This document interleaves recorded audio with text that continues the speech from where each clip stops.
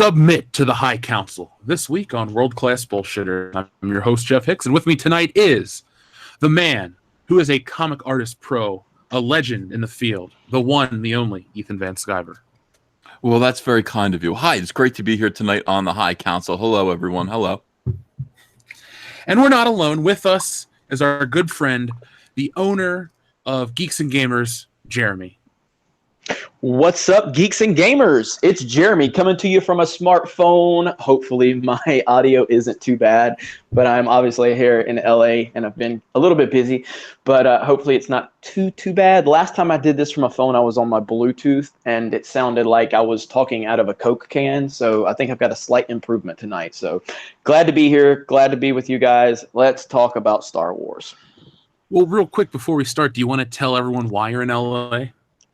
So I'm in LA, and if you've been following my channel, or my Twitter or anything, so I have been on the set of Star Wars Theory's Vader fan film all weekend. He invited me personally. I've been friends with him for a while now, and this is the first time we've actually met in person. And I told him face to face, I said, look, when I came here, I was trying to figure out, because I'm not going to bullshit anybody. I was trying to figure out, how was I going to tell Star Wars Theory, 1.1 million subs that I thought his Vader fan film didn't look good if I didn't think it looked good.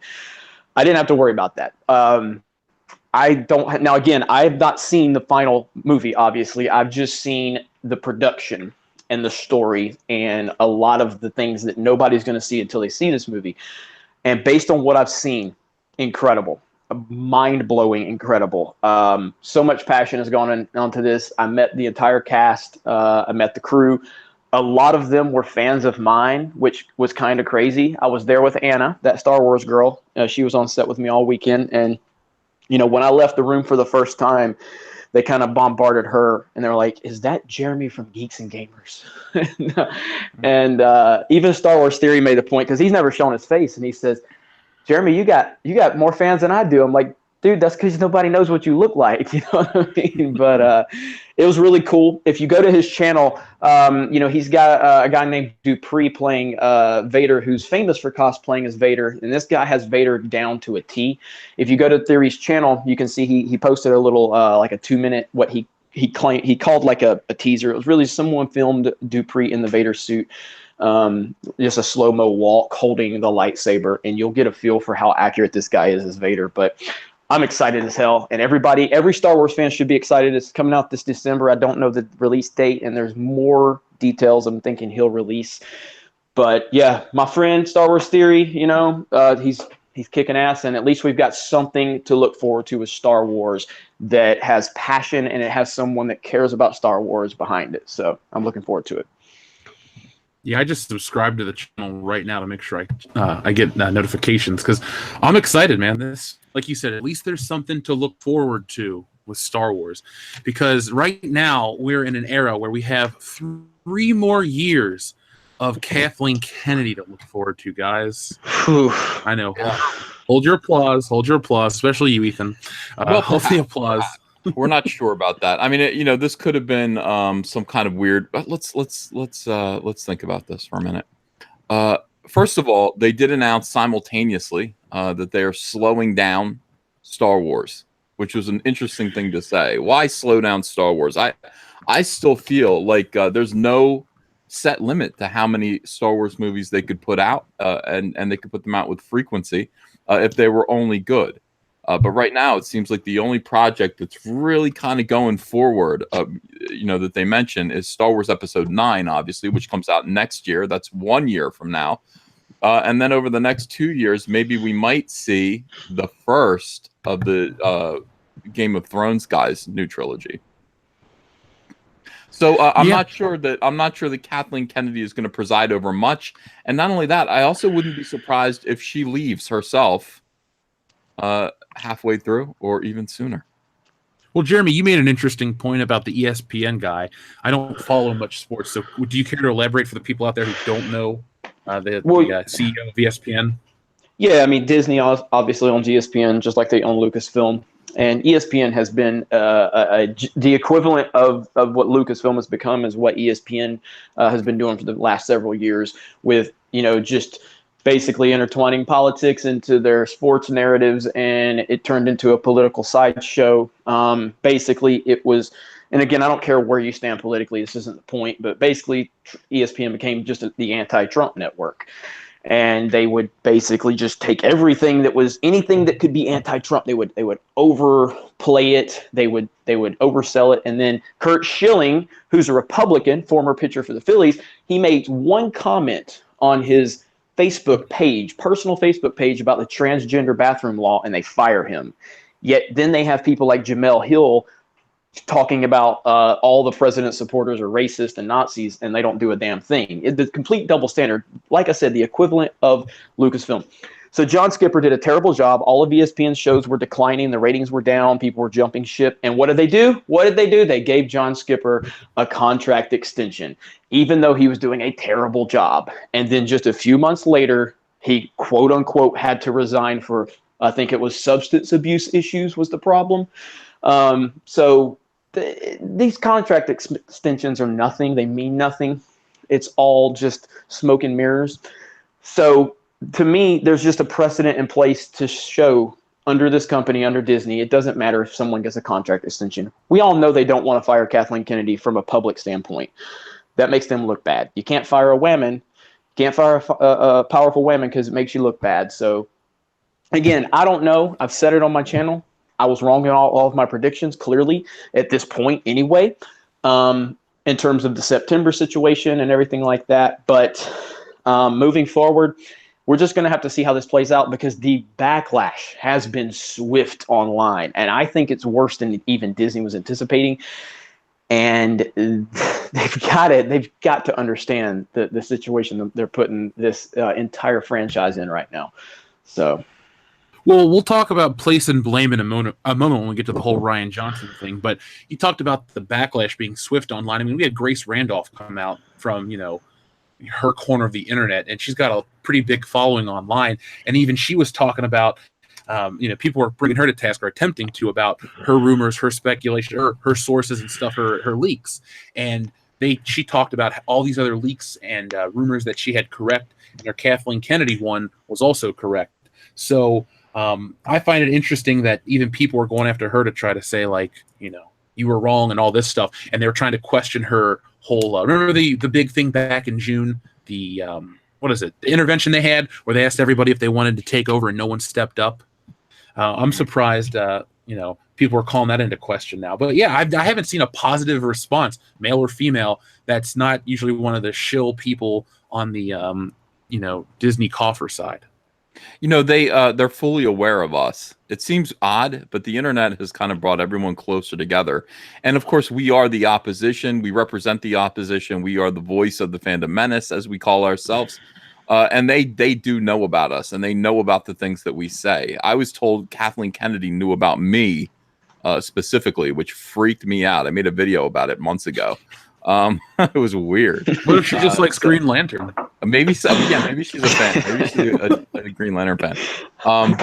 Yeah, so they're aware of us. Now, look, if we're sitting there saying, and we're telegraphing, because we telegraph out our ideas. If people are talking out of school, and they are letting us know a couple of things, tipping us off here and there, it's pretty easy for Lucasfilm to counter us and make us look dumb by simply pulling a maneuver like this. Time will tell. Time will tell if what I heard was correct, if what Grace Randolph heard was correct, if what we all heard was kind of that was blowing in the wind there is actually correct. If they modified their plans in some way, look at what they're doing right now with Rian Johnson. Look at what they're my God. There is no. I mean, it is. I woke up to that news and was just like, "What is? These people are nuts. They are completely and totally nuts that they would do this. It's like something out of a dream. We couldn't have planned a better parody than this, than what they are legitimately doing and claiming about themselves. These people, there's no depth to which they will not sink. I do believe Grace Randolph, even if my sources were sketchy. And I don't think they were. I do definitely believe Grace Randolph. So we'll have to see. Yeah, she's up there. I mean, she gets a lot of scoops before most people. I thought her Deadpool, her PG-13 Deadpool one was just, full of shit. And now we're getting a PG-13 Deadpool movie at Christmas, guys. So, Kaboom. yeah, maybe she knows more than we were aware of. But you talked about them being aware of us. Do you think they're concerned with the online following we've achieved over the last few months, and how many people that are dissatisfied Star Wars fans have just kind of come together as a community and decided, hey, we're not for Disney Star Wars, and maybe that's why Solo failed and stuff like that. Do you think there's a genuine concern? Jeremy, what do you think? I think that they probably have a team of people in place that do follow this stuff. And so I'm sure that they're doing their research and they're aware in terms of that level. But when you're talking about the executive level, I just don't think those people really understand. Like, these are the same people that thought it was okay to do what they did to Luke Skywalker in The Last Jedi. This is the same people that made the decisions to have Holdo and all this other crazy stuff. So it's like, I don't really think that they really get it, because they're not really playing on the same level as us. They don't operate in the same reality we do. You know what I mean? And until it hits them right in the face is when they start to realize it. But Disney as a company, I'm sure that they are aware of it in terms of like I said, having the people that do the research and all that. But when you're talking about the big dogs, I just don't think they think we're worthy of their time. That's how I feel that they think about us little peons, is how they view us. The reality of it is that's not the case. But they're not operating in reality. Well, I disagree. They're fully aware of us. They hired a crisis management firm to turn this around. Here's what you need to understand. It's not about Ethan Van Sciver. It's not about Jeremy. It's not about Jeff Hicks. It's not about us. It's about the message that we are spreading pretty rapidly, and all the people that are subscribing and coming along. This message kind of is having results. They're noticing end results from this. That's why they've hired a crisis management firm to basically make all these weirdo claims about Kelly Marie Tran. They're following that same kind of Gamergate style, way of combating opposition. They're doing that deliberately. Of course they would do this. Of course they would do. They need to counter this message. They need to counter this message and defang the fandom menace. They're doing it in 800 different ways. By the way, the methods that they're choosing aren't necessarily all effective. Again, I'm going to leave it to Jeff to talk about the Rian Johnson thing, which is.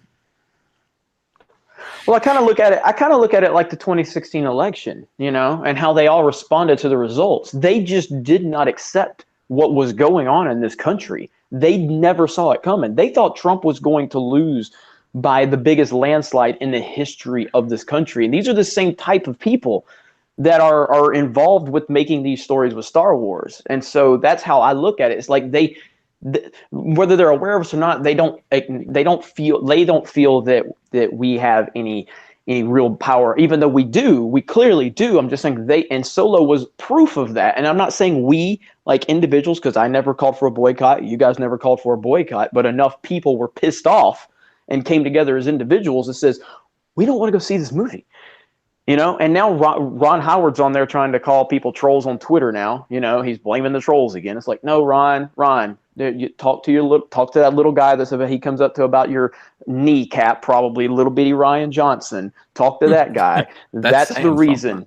Yeah. That's the reason that this happened. And the response that how Lucasfilm has treated the fans. And again, it's just they still haven't stopped with the name calling online and things like that. So if people like Bob Iger, and I do think Bob Iger has been a good CEO for Disney.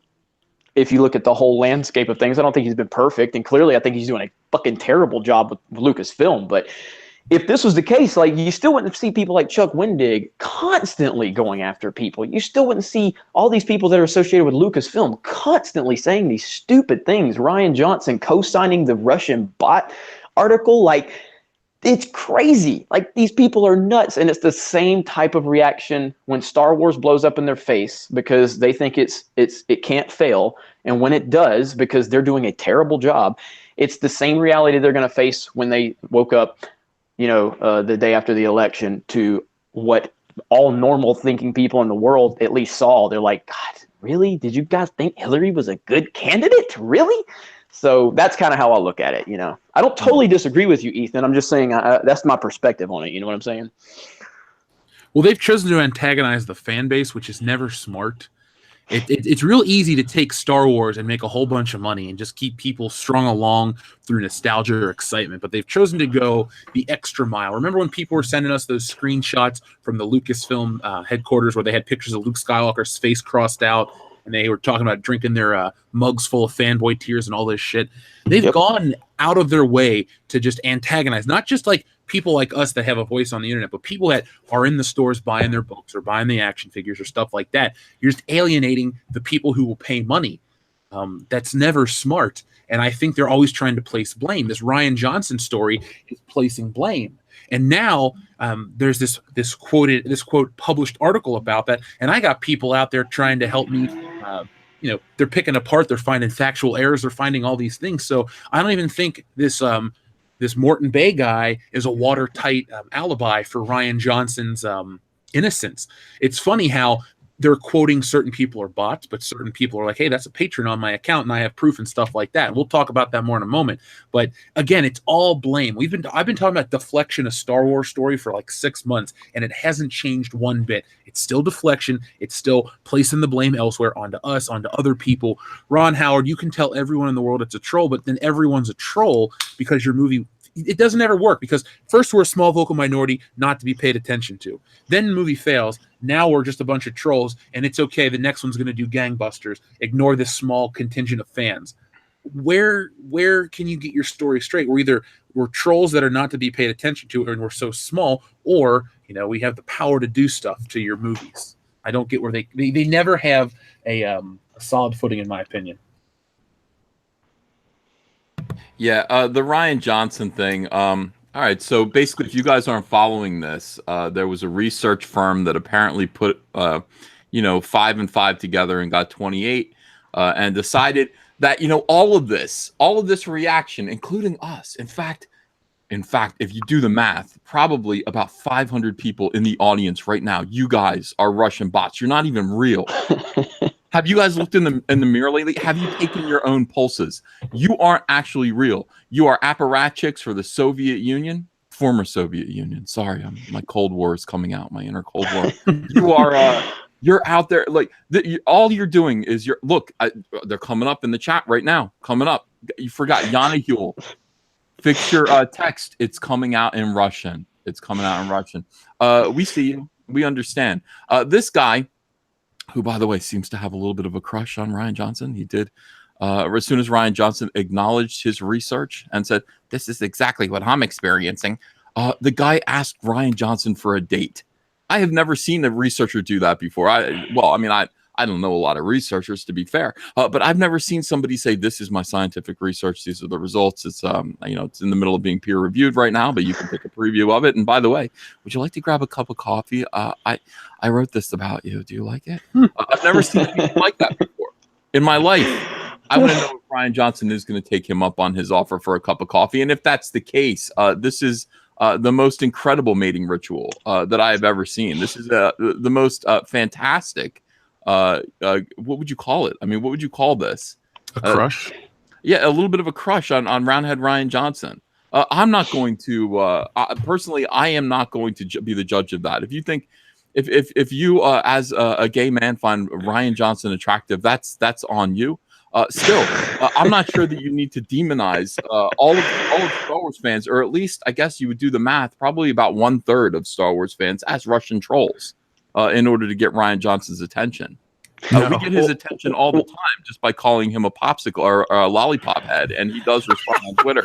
You don't need to do all this fake research to get his attention. Just call him a goofball and a clown. It works. Well, Anna just tagged all of us on Twitter on an article or a comment that someone made under this guy, this Morton Bay guy, whatever his name is. And the guy commented at Trash Panda 9000 commented, says, I have to disagree with your collection method, mate.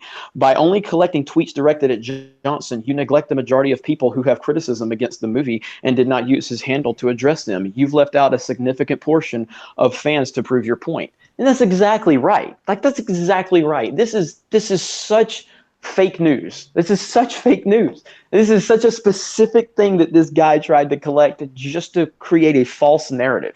You know, it's just like, how, Ethan, maybe you know this, I'm not sure, but like how many people, like how many Americans are on Twitter? It's like a small, like what, 2% or something like that of all people, you know what I mean? Is that like true? It's such a, it's very small. I'm just saying it's such a small sample size, and they're treating Twitter like it's the real world, you know what I mean? There's so many people outside that don't use Twitter, that don't use that platform, and they're going, oh, just because all these tagged tweets criticize The Last Jedi or Russian. It's insane. It's like every day something hits my phone. I'm like, well, there's tomorrow's video.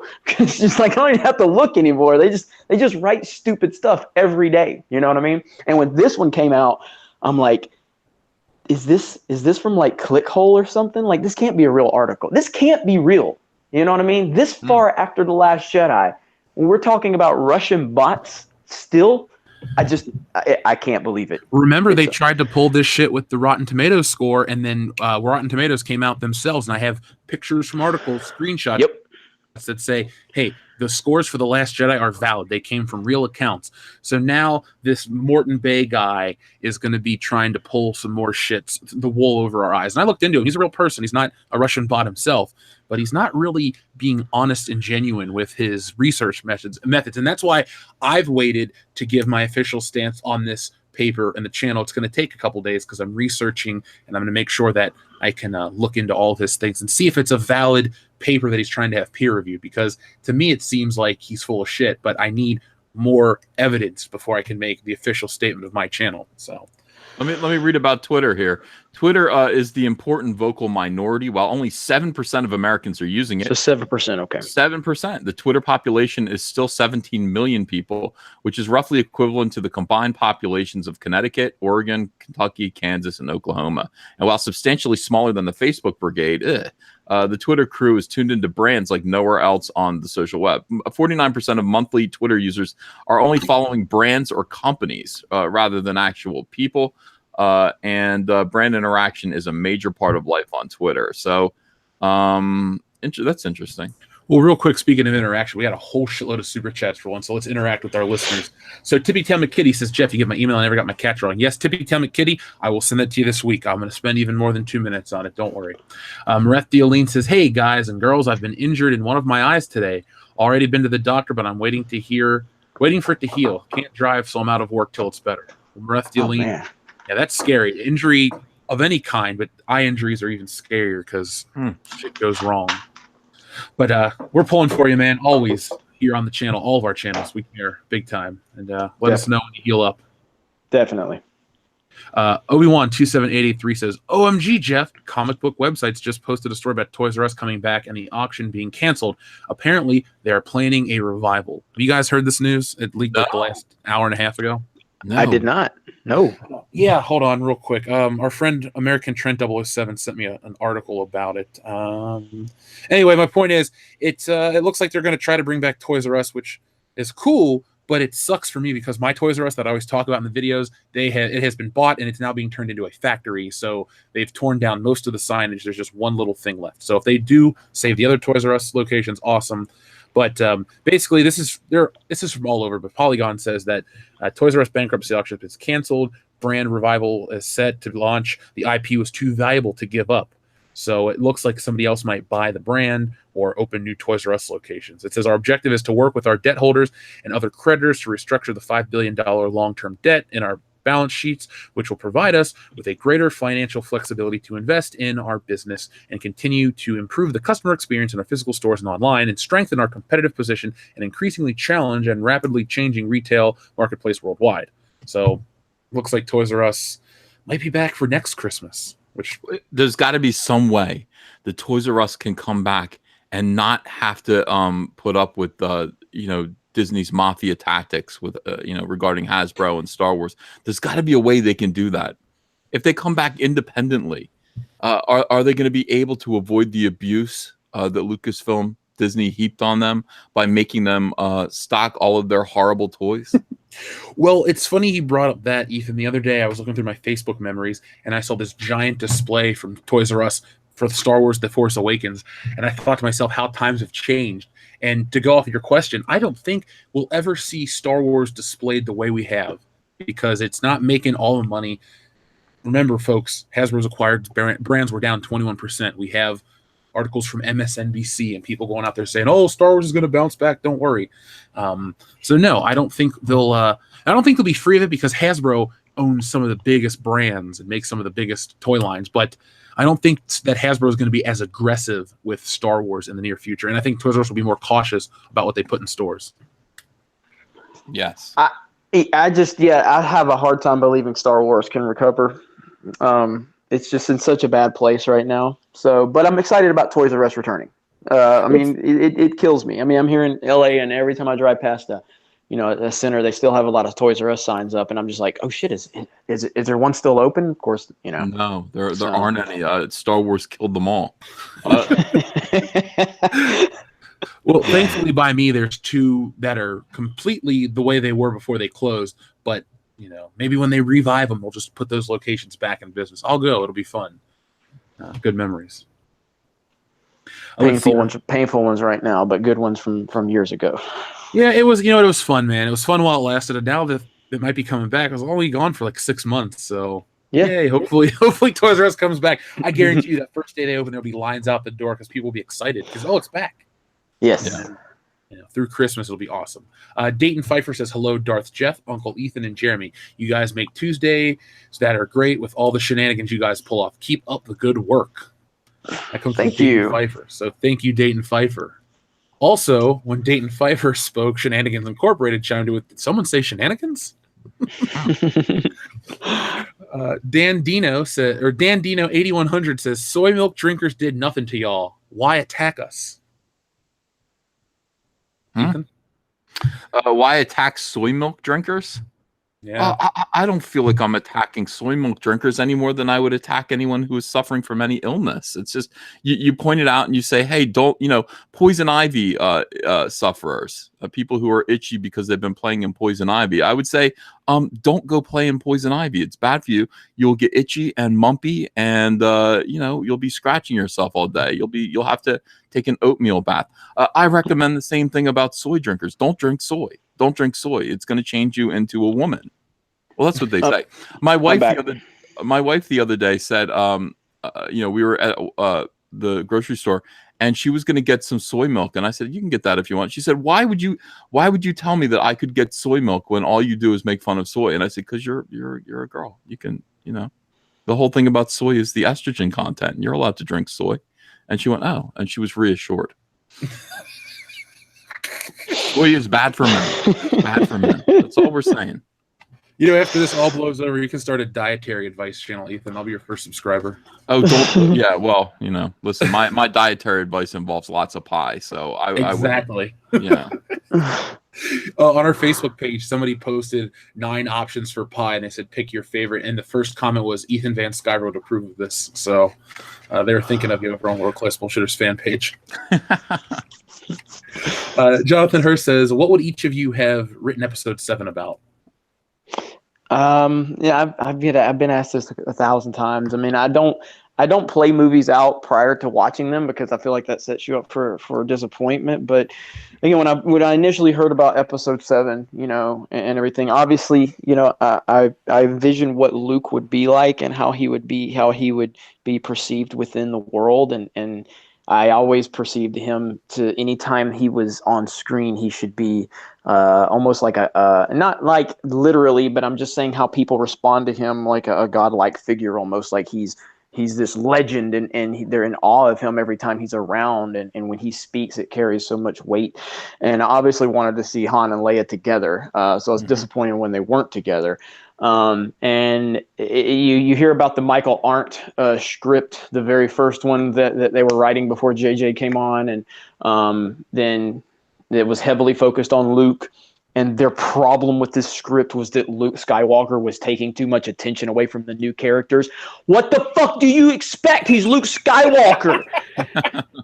And then they had to go change it because Kathleen Kennedy's like, "No, because Luke on screen, he's taking too much focus away from the new characters. I'm not going to say any words, but you ignorant person, this is exactly what the fuck we should have gotten.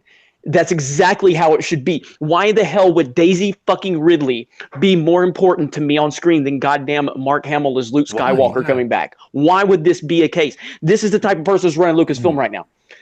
This is complete ignorance.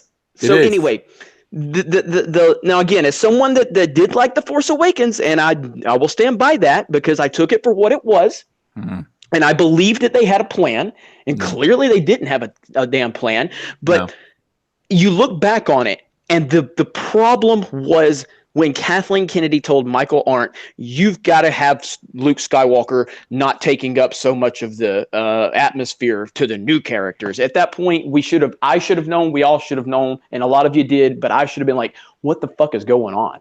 Why? Why would Star Wars return after all this time? And why would we care about these new characters? Again, you go back to Cobra Kai. You go back to Cobra Kai. Cobra Kai starts out with the old characters that we all know and love, and tells us what they've been up to, establishes where they're at in this world, and it slowly intertwines the new characters as the series develops. And it makes us care about those new characters after we've already got caught up with our old characters. Then by the end of the series, we care about the new characters. Kathleen Kennedy, watch Cobra Kai, blow up this sequel trilogy, and start over again. Well, here's what I would have done. Here's what I would have done from the start. My Force Awakens would have established Luke, Leia, and Han Solo as having established a peaceful government. Jeremy, you're breathing right into the phone, man. Am I? Yeah, you sound like Darth Vader a little bit, like an asthmatic Darth Vader. You're like, okay, well, let's go. Let's go with that. Let's just go with that. That's what I was going for. Darth Vader. All right. So they've established a peaceful galaxy in the universe together. Leia and Han Solo are married. I mean, these guys, they're older. They've become government. Everything is okay.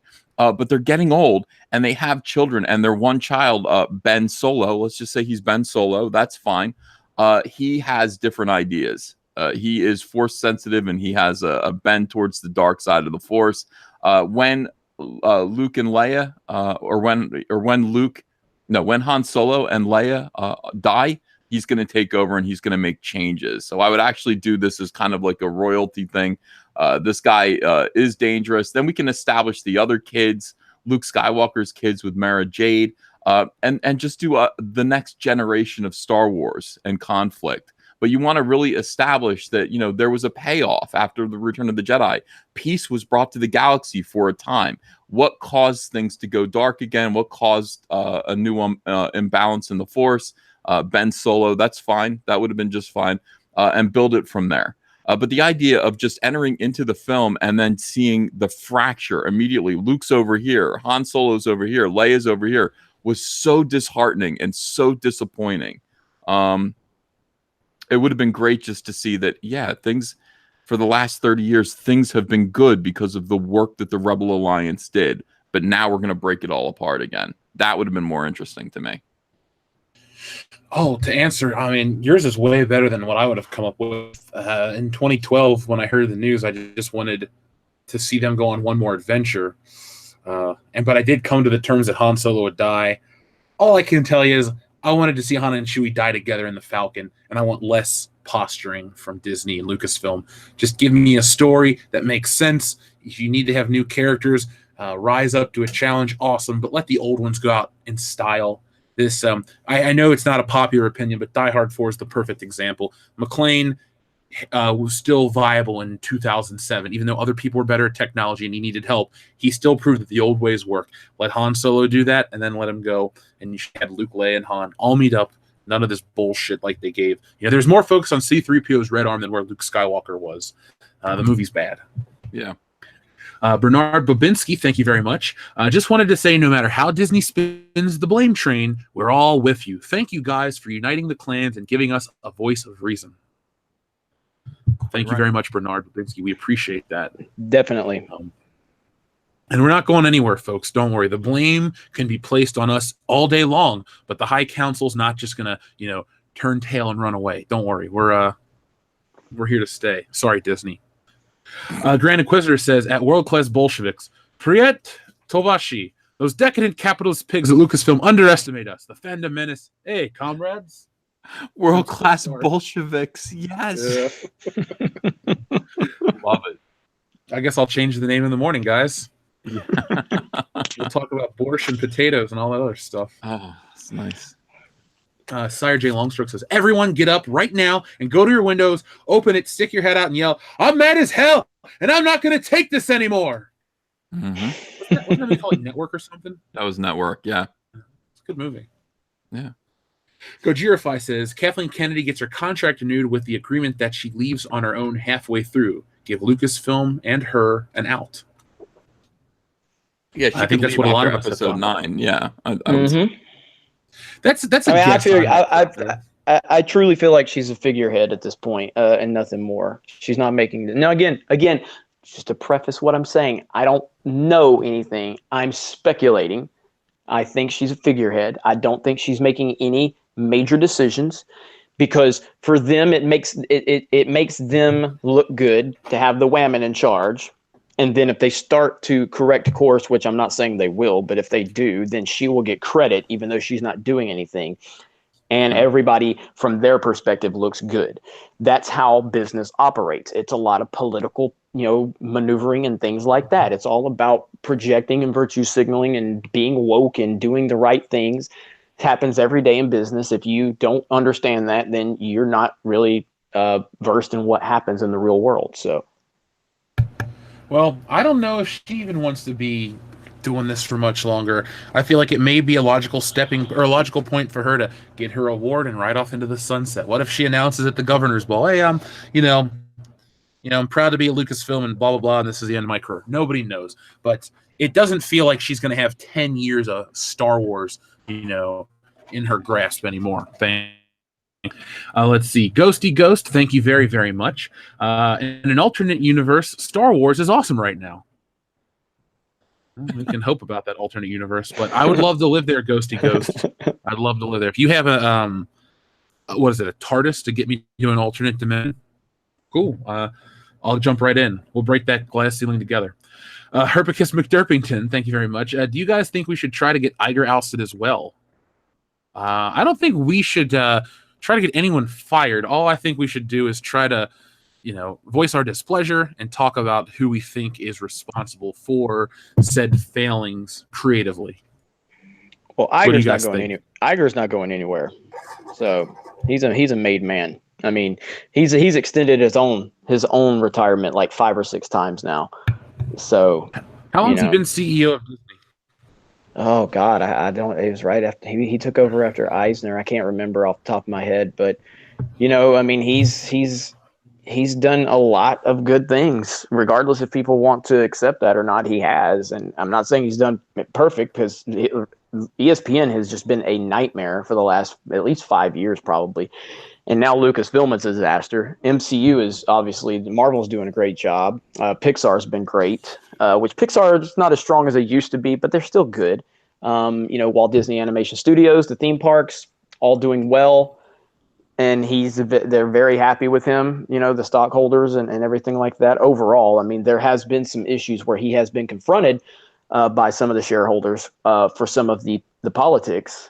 But I mean, Iger controls his own destiny at this point. But like I've said many times, Michael Eisner, who literally saved the Walt Disney Company during his tenure, still ended on a bad note. And even through all the good that Eisner did, the last few years of his run were a disaster, and he left on horrible terms. And it did not do very well for his career. So even though Bob Iger's done all these great things, if Star Wars continues to fall, I mean, it will eventually hurt him. And he, I think, wants to run for the president of the United States. That's what I believe. Whether he does or not, I don't know. You mentioned Michael Eisner. There's that narrative still runs strong in a lot of videos, like the what is that? Not Dreamland, that's another channel. The Kevin Perger stuff, Defunctland, the guy that runs the Disney theme park channel. There's always this Bob Iger narrative of just complete and utter failure and mistake after mistake. You mean Eisner? Yeah, Eisner. Yeah, my bad. Yeah. Eisner. But then you go and you watch documentaries about the animation and how stuff was saved in the Disney Renaissance under Eisner. Yeah, the Disney decade and everything like that. Even back, even for as much as I dislike Star Wars now, I can't look back and say, well, Disney sucked in 1992.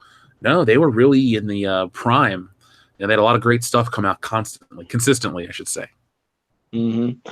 Yeah, and so Iger, obviously Iger doesn't want this to end badly, because he knows what happened with Eisner, and so if he ends on bad terms with Disney, no matter how much good he's done, then it's going to affect his legacy and it's going to affect his future. And trust me, he's very aware of that because he watched it happen with the guy he replaced. So, but right now, as it stands, Iger is in great position with the company, with the shareholders, and everyone.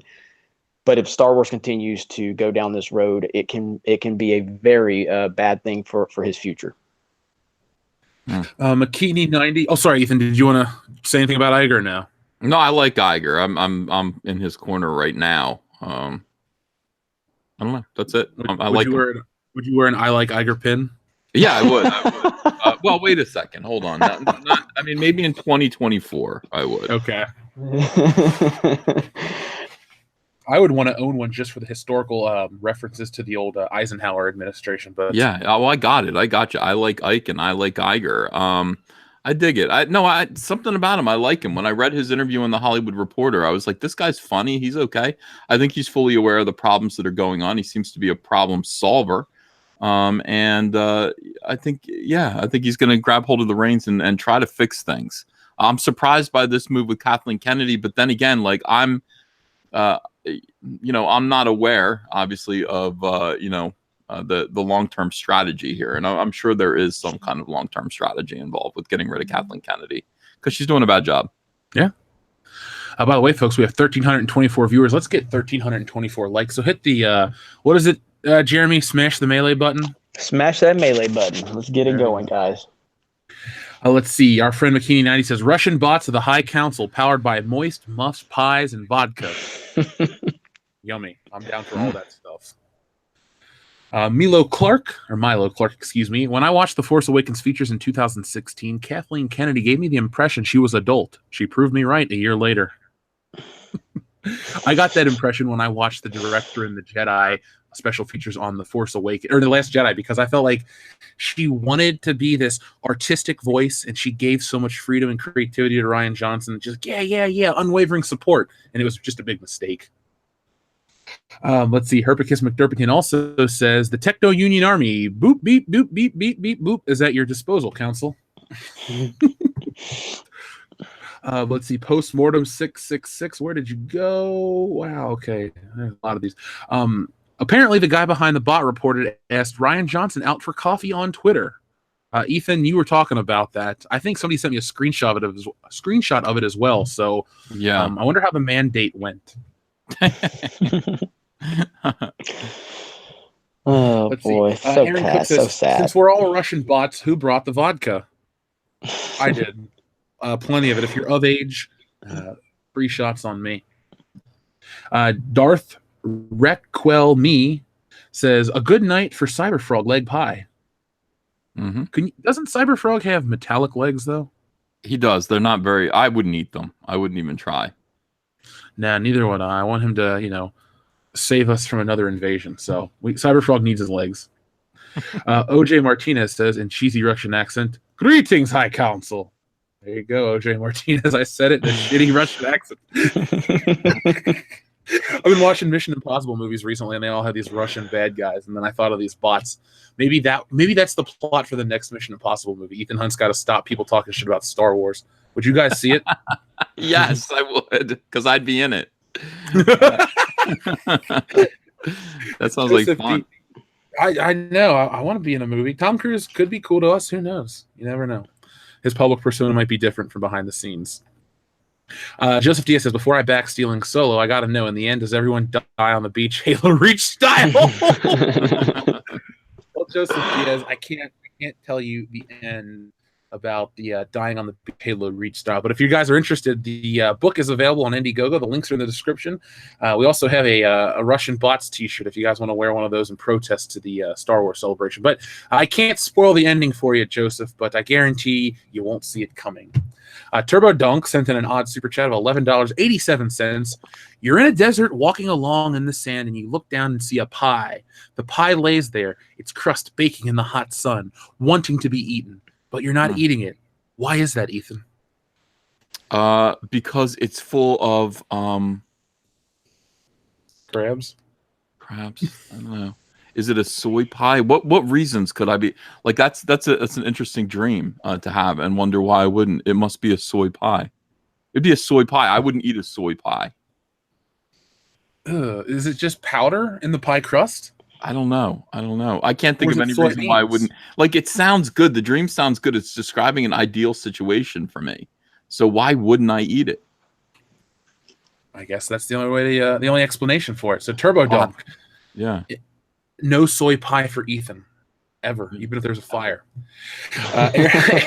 Eric Miller says, Dear comrades, please accept my small gift of rubles. They have been conveyed to your lesser American dollar with love. Sorry, they've been, that's what they said, conveyed. I think they meant to say converted. They've been converted to your lesser American dollar with love from Russia, Vladimir Putin. Okay. Thanks, Vlad. Russian bot Jeremy, I think that's a new one. Jesus. Jerbot deployed. Jerbot deployed. Must tweet. There's a picture of a house and a robot head. Your fans scare me, dude. There's so many. I can't even keep up now. It's great. So you guys keep it up. I love it. There's the Juicy Juice Jeremy. There's the Jeremy Osteen. There's Lazy Jeremy. There's Working Man Jeremy. I can't get the proper Jeremy, obviously. So it's great. The best one was Jeremy Osteen when your power went out during a storm. I thought that was pretty deadly. Yeah, let's not forget Force Ghost Jeremy, which created that night, actually, due to you guys, because you guys were like, Jeremy's with the Force now, he's dead, and then so they created a Force Ghost account for me. So yeah, there's Uber Jeremy. They created, I think they created an Uber Jeremy account because I've been doing a lot of live streaming, driving around LA with Anna. And so we've just been, they were like, Jeremy's Uber Jeremy now. He's just Uber driving everywhere. So it's like, good Lord. So I was like, is that the next career plan for you, man? Well, I mean, when they called me Uber Jeremy, I was like, well, guys, I've been working a long time to get to this point in my life. I just want to thank everyone who supported me. I've been trying to get to this point of being an Uber driver. It's been a goal of mine for a while. So, Swinging Cod says, Iger demands you denounce Jeff and kick him out of the FM before firing KK. Kick Jeremy and he will reshoot Captain Marvel with Emma Stone, not Brie. Good luck with that, Swinging Cod. I don't think it's going to happen. Klein Dropper says, I rooted for Ivan Drago in Rocky 4. Does that make me a Russian bot? Maybe. Oh, there's Jeremy Simmons. I forgot about Jeremy Simmons. So he just commented. I wasn't too upset when Ivan Drago killed Apollo Creed. I mean, it adds to the story. I think Rocky 4 is a little hokey, but it's still pretty good. What do you guys think? I thought it was great, man. I thought that moment was shocking. Yeah, really same. Upsetting. Same with that. I'm with EBS on that. I have a theory, though, and this may be because I'm younger, but I think a lot of people that lived through that one, the whole climate was different back then, so they saw it as a different thing. I look back, and it's not propaganda or anything like that, but I thought Rocky peaked at number 2, and then 3 was good enough, and then you get to 4, and it's fine, but 5's terrible. I like 5 too. I like them all. I can't help it. I think that I watched all 5 of them. Well, yeah, all 6 of them now in a row, and I dig it. I like them all. I don't know. 5 I thought was good. I like the street fight. That was bad. Tommy Gunn. Yeah. Man, that was the one I would catch on local TV as a kid. I'd be like, where's all the cool Rocky stuff? Where's Mr. T? Where's Hulk Hogan? No, Tommy Gunn. Kmart Don King. Okay. Hulk Hogan was not cool in that. What was Thunderlips in the flesh, baby. Oh man, I do love Mr. T though. He was a relic of the 80s that, well, thankfully he's still around, but he hasn't really done too much outside of commercials. Yeah. Adam P says, the big question is how many people will go to the next Star Wars celebration wearing their Soilo or similar shirts and be in as many photos as they can be? I hope everyone. Yeah. Yeah. get yourself one of the shirts, be him Soilo, Fandom Menace, anything that represents the movement, and show up and be like, I'm not a Russian bot. I'm a real person. I don't want to be marginalized. Ryan Johnson and whatever your name is, Morton Downey or whatever your name is, to treat me like a person, treat me with the respect, because all they're doing is continuing the going down that path of, well, you're just dehumanized, you don't matter, your opinion's invalid if you disagree with me type of thing. I hate that from Ryan Johnson. He can't handle criticism. Nope. Let's see. Gojirify says the paper has too many likely appearing to be to take seriously. So I guess that's in reference to Morton. What's his fucking name? I'm not trying to keep calling him Morton Downey Jr. Morton Bay, right? That was his name? Morton Bay. Yeah, I think it's Morton Bay. Ichi Baka took it apart. Ichi Baka did a whole thing about it today on Disney Star Wars is dumb. Fantastic. He took apart the whole study page by page. Did a great job.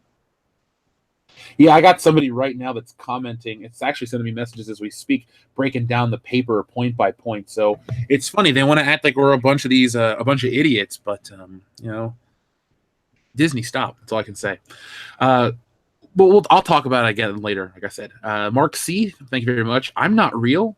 I'm a Russian bot, but I've been seeing you people, or I've seen things you people wouldn't believe. Attack ships off the shoulder of Orion. ... Orion, sorry. What is that from? That's not Watchmen, is it? I don't know. What was it again? It says, I'm not real. I'm a Russian bot, but I've seen things you people wouldn't believe. Attack ships off the shoulder of Orion. I don't know what that's from. Is that from Battlestar Galactica? Maybe. I butchered it the first time. But Mark, I'm sorry. I just keep getting distracted by your picture of the Blade Runner. Okay. Oh, like teardrops in the rain. Okay. Roy Batty. Sorry, I missed that thing completely. Salvador, welcome back. Don't take your news / research from Morton's. The only reputable source is obviously Lowry seasoning salt. That's a shitty pun. Salvador, it's okay, though. We appreciate you, man. Justin Panlaguisi says, Grace's take on KK News is interesting / reassuring. Yeah. Peter Sharon says, I received a Stardust today in the mail. That's like NASA Rabati's Indiegogo campaign.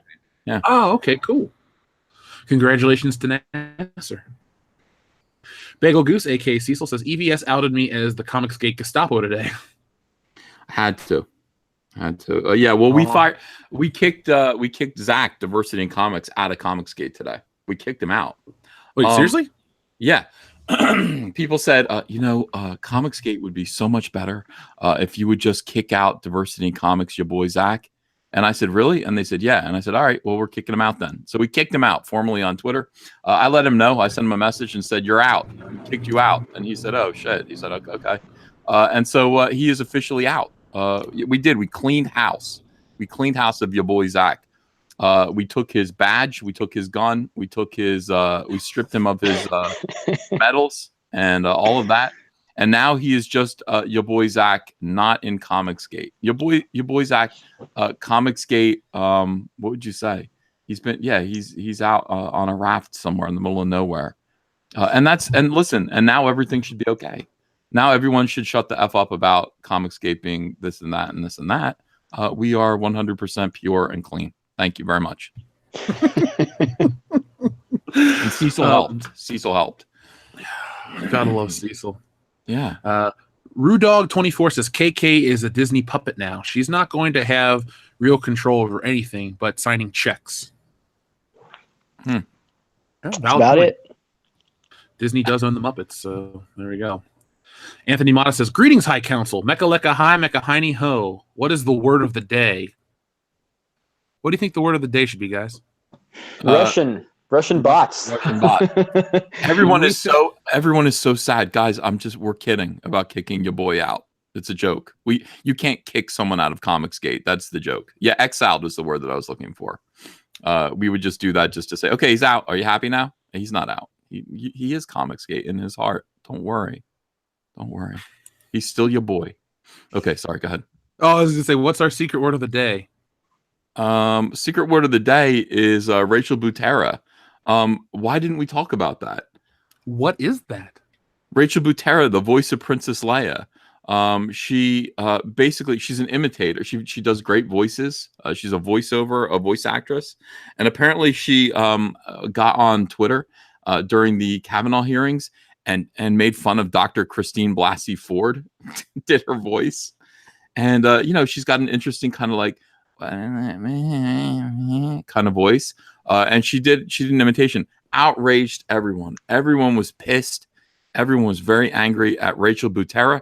I'm looking at an article on the Mary Sue right now called "An Open Letter to Star Wars Resistance's Rachel Butera," in which someone goes, "Dear Miss Rachel Butera, can I bend your ear for a moment?" This is how all SJWs begin every conversation, by announcing the conversation is about to begin. I don't know why. We have to do that, guys. When we start a high council, we have to say, we are about to begin. And then after that, we can say, okay, that's it. We're done. Or we say, I'm out. We're out of here. That's how all SJWs do it. And then they write an essay and they talk about how much Princess Leia meant to me, blah, blah, blah, blah. And then, and you don't represent Princess Leia. The paragraph closes. Oh, but God, this open letter lasts forever. I can't stand SJWs. Your performance was a blip on the radar, just another voice in this week's chorus of naysayers. But hearing your voice come out of Leia's lips does not sit right with me. Unlike Carrie, you stepped into this role knowing her cultural significance. Nobody forced you to wear the mantle. You're going to be Leia, then be Leia. Fight for the people who have less power than you. Fight against Justice Kavanaugh being confirmed. In other words, feel empathy. Feel empathy. Stand up to injustice rather than perpetuating it. If you cannot do these things, or if you just don't care for this responsibility, then please just find a different job. F you. She's the voice of a cartoon character. My God. F you. So these people all, they are all fighting to get Rachel Butera fired. I don't know if Rachel has been fired yet. I heard rumors that she was, but it's almost inevitable at this point. She made the wrong joke. She made fun of someone's voice. And that someone whose voice she made fun of was somebody who represented the political hopes of the Democrat Party, who would like to see Justice Kavanaugh not become Justice Kavanaugh. And therefore, she must be fired, and people must write essays about how she doesn't represent Princess Leia. That show will probably be canceled before she gets confirmed as being fired, because no one's going to fucking watch Star Wars. It looks horrible. It looks horrible. And it was funny. It seemed to be the tide was turning, like, oh, these angry old guys are bitching about a kid's show, blah, blah, blah. But you know what? It's not just a bunch of angry people that are voting the trailer down. Some people dislike it. I haven't voted for the trailer. But there are people out there that look at it and you think it looks dumb. You're an artist. I'm an artist. We have a different lens that we look at stuff through. And I see a lot of lower budget or fan animation that tops a professional Disney, the House of Mouse, the biggest animation studio at one point in the world. What the hell? It looks so cheap. There's no excuse for this. Yeah, by the way, SJWs do this. They sit there and they insist that the people who portray fictional characters in entertainment represent those fictional characters 100%, and usually in ways that only they approve of, or else they don't deserve their job. Like, Rachel Butera is just a normal human being. She's not Princess Leia. Neither is the letter writer there. She is not Princess Leia either. Nobody is Princess Leia. Princess Leia is just an imaginary, kind of idealized, individual on a screen. She's not real. Nobody could live up to all of that. Rachel Butera just happens to have the skill and talent to be able to voice that character. Why she needs to live her life in order to deserve her job, which she's talented enough to do, to the point where she is approved of by every Mary Sue article hack. That's something that shouldn't be tolerated. We shouldn't tolerate that as society. We should say, shut up, leave her alone. She's good at what she's doing. Apparently, she's doing the job of the voice of Princess Leia. She was hired. Calm down, settle down. It's the same thing as it's the same thing as every situation. Respect Whammon until the Whammon says something we don't agree with, and then she has to burn in hell. Yeah, I respect this Whammon. I respect the Whammon Rachel Butera. I respect her. Why can't they? Because she doesn't fit the narrative. We know the truth. Yep. Black Angus Reviews has a question. Will y'all start a boo at Kathleen Kennedy at Celebration? #Soycott.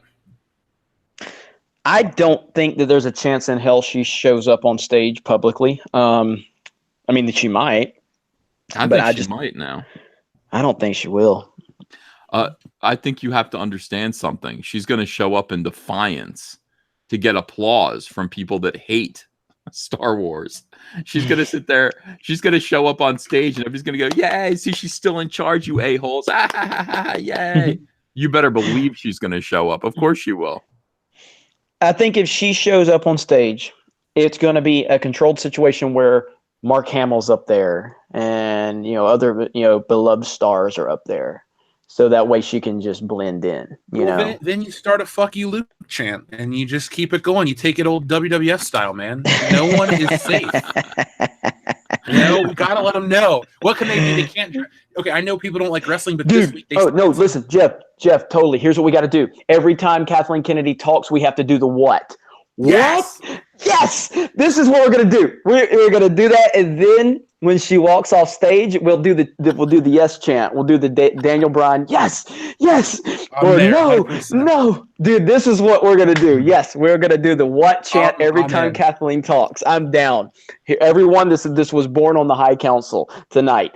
So if Kathleen Kennedy is at Celebration, we're gonna do the Stone Cold what every time she talks. This is what happens. This is beautiful. This is beautiful. Good. Well, ladies and gentlemen, if you don't know what that is, make sure you just check it out on YouTube. Type in Stone Cold What Chants, and you'll pick it up within 2 seconds. It is so fun. I've been there live to do it. It's great. We're going to start getting a bunch of what's under our videos now. Oh, man. Peter Mayer in the chat has something to recommend to you, Jeff. The creator of the Captain, what's it called? Stealing Solo. He says, for the love of God, will someone slap that earring off of Harrison Ford's ear? Dude's like 87.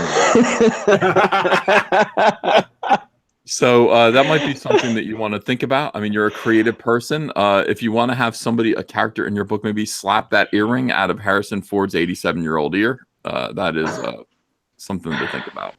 I'm for that. He does get kind of hurt in the beginning of the story, the end of the first act. So anything's possible. Like I said, there's like 3 people that know the whole story. So I could alter it to take his earring out. I've never been a fan. Even as a little kid, I said, "Mom, why does he have an earring?" And she goes, "Because he thinks he's cool." And I'm like, "Okay." Yep. Let's see. Our friend Evil Ash 3373 says, there was a time when movie and TV shows were entertaining and the media was truthful. When did real reality end up and this upside down clown world begin? It's a good question. 2013, somewhere around there. Yeah. And I'm not trying to even make it political. It just seems like that's when I started noticing this shit, around 2013. I think everything went insane. And this is the premise of Cyberfrog. I think everything went crazy in 1998. I think when, Bill Clinton admitted that he, slept with Monica Lewinsky, everything went nuts. Everything went crazy. We didn't sleep with her, but, he did stuff. And he lied. Everything went insane from there on out. In media and everything. Everyone got unhinged. I think the 90s were fairly sane before that. Could be wrong. It's funny that you look back at 1998 too, and maybe because I'm a certain age, but I look back and go, man, I wish it was the 90s in so many respects. Partially because of our own freedoms, but that's not, again, we don't want to get too political on the channel. But anyway, we'll talk about that off air, or anyone that meets me can ask me those questions. I'm not talking about political freedom. I'm talking about like, hey, your phone's always listening to weird shit like that. Dayton Pfeiffer says, if I made episode 7, I would create a great threat that would make the Empire and New Republic join forces. That's kind of interesting, actually. What do you guys think of that one? I think, at this point, what we're dealing with is, I mean, and this is not to take away from what they're saying, because I think that sounds cool, but almost anything is better than what we got. You're like, okay, that sounds great. But no, that does sound pretty cool, and that's a great storyline, and that is creative. That's creative, which is something they're lacking right now at Lucasfilm. So maybe you should apply. Just tell them you hate Trump, even if you don't. And then you'll be our secret squirrel on the inside. Dayton Pfeiffer, secret squirrel. I'll back you, man. We'll write you letters of recommendation. Don't worry. We have connections to Richard Donner. We'll make it happen for you. Yeah. Pagan God X says, Swig of vodka, the working bot, must reboot now and plan destruction of episode 9. Hail the High Council. Thank you, Pagan God X. And he has an NWO icon. So nice. Too sweet comment. Pagan God's always Liquor over on the Geeks and Gamers channel. So yeah, Pagan God's a big fan of ours too. It's cool that we have a lot of crossover. Let's see. Liquor Jim says, incoming software patch. All bots are to buy Stealing Solo. Now available for a limited time, exclusively on Mego. I do like that message, Liquor Jim. Thank you. Link in the description below. Thai TV. Did you hear about the crazy feminist in Russia pouring bleach on men's crotches? Incredibly disturbing trash that pissed me off to no end. Have you guys heard that? Yeah, I did hear about that. That was weird. I got to say, I'm not sure how I would respond to having some feminist pour bleach on my clothing out in public. I'm not sure what I would do. It wouldn't be good. I wouldn't be on my best behavior. Let's put it that way. Yeah, I'd be pissed. I don't talk to strangers and like cause problems, so don't run up on me and pour bleach on my clothes, okay? Yeah. It'll piss me off. Especially even with, the triple XL shirts. Those are pricey, man. Those are expensive. Yeah. Wait, it's not triple. It's 2. It's 2XL. It's up to triple XL. Let's not go. Sometimes it's XL. Sometimes. Oh, okay. Excuse me. Alpha Terranima says, all hail Tsar Caesar and the High Kremlin and his undying love for pie rogies.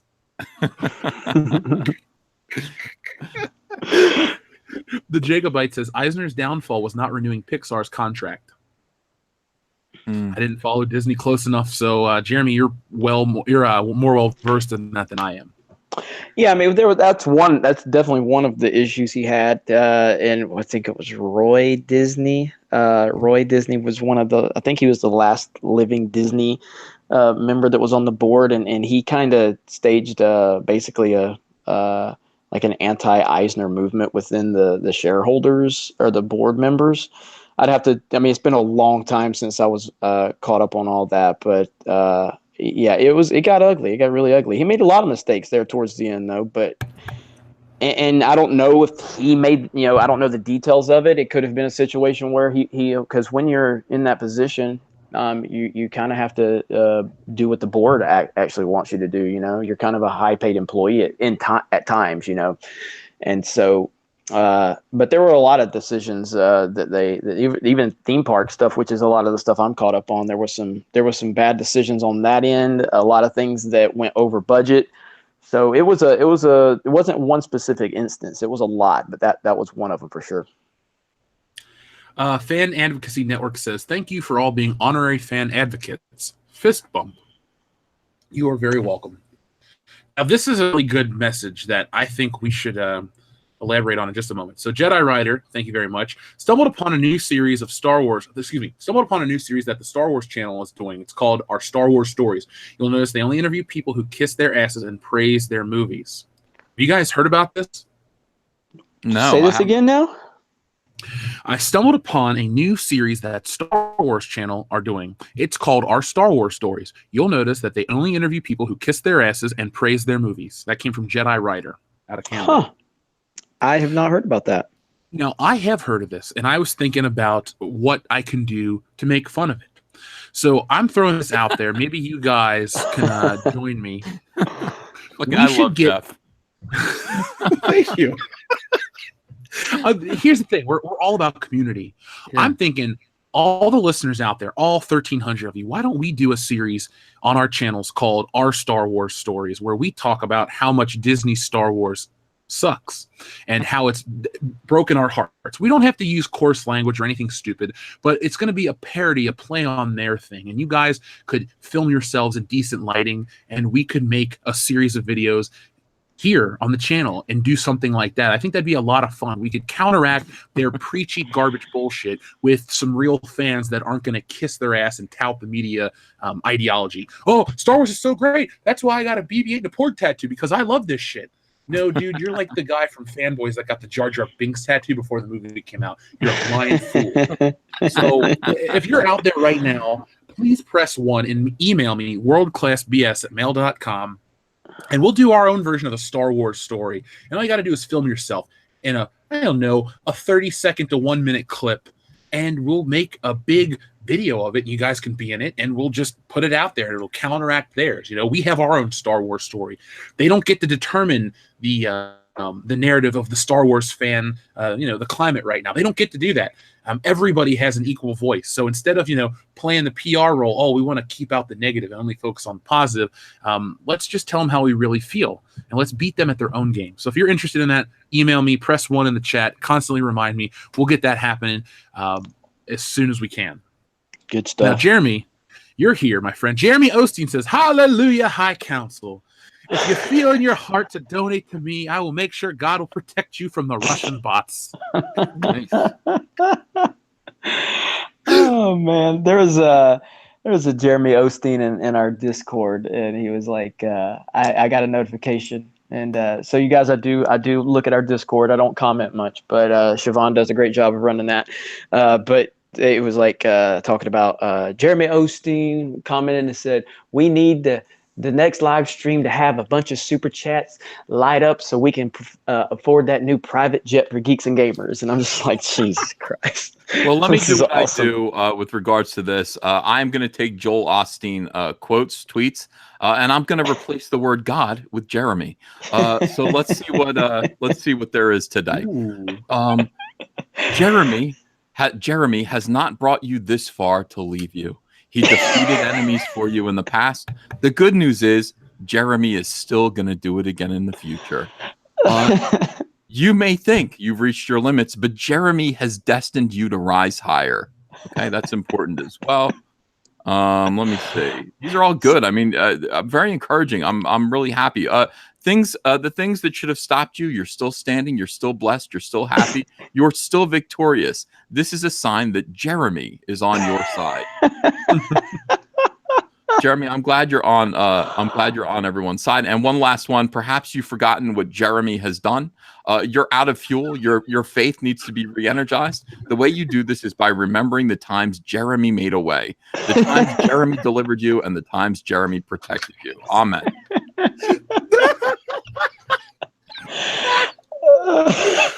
Oh man, that was awesome. Oh, that's good stuff. Oh, that's good. Good stuff.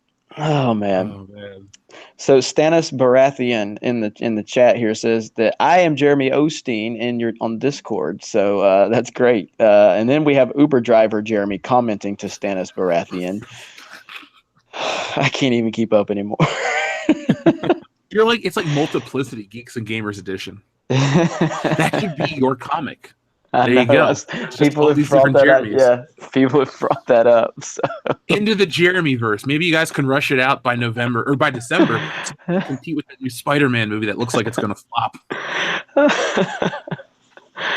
I do appreciate all of you, though. It's very humbling, and I'm having a lot of fun with it. So thank you. Yeah, I don't think it should be amen. I think it should be Waman from now on. Waman. Exactly. I'm down 100%. I'm with you guys on that one. But Jeremy, I'm pissed every time I see Mario Kart. I think of you, and I can't think of the game anymore. So thanks, man. You've ruined it. Demochinai says, I've joined forces with Russian bot Jeremy. We have fused to become Super Android 66. Fusion, huh? I like Dragon Ball Z. I know nothing about Dragon Ball Z. We'll never watch it together. Don't worry. There was a $5 message that was just retracted as I was about to read it. So sorry we didn't get to it quick enough. Justin Bass says, you guys are the best thing to happen to Mother Russia since Rocky and Bullwinkle. Our plan to destroy USA's precious Star Wars is working. Yeah, because that's how they're going to win whatever Cold War II they're trying to go with, by attacking Star Wars. God, this guy, honestly, during this live show, I keep getting messages from other Secret Squirrel that's not Dayton Pfeiffer breaking down this paper and showing the guy's bias. This Morton Bay guy is about as credible as, I don't know, tinfoil hat wearing conspiracy theorist. And every once in a while, they're right. Yeah. Well, you can't blame them. It's kind of hard to make those type of connections in today's day and age. Makini90 says Russian Dion bot has a Lena Dunham firmware that has a horse and mannequin malware installed. Ew! You're bringing the world class bullshitters filth onto the High Council. This is a clean show. This is a house of learned doctors. We're all, plebes over there. No, I was gonna actually see, Jeremy. I've been watching Step Brothers a lot lately, and I keep wanting to quote that movie, but not many people like it as much as I do. Are you a fan? Oh, I love Step Brothers. My God, it's so quotable. It's so great. And when you said even if there's a fire, I knew exactly what you were talking about. So what about you, Ethan? I love Step Brothers. That's one of my. I love The Clown Has No Penis. I love that. That was excellent.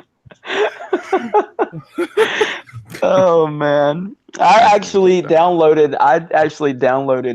the song from the end that Will Ferrell sings.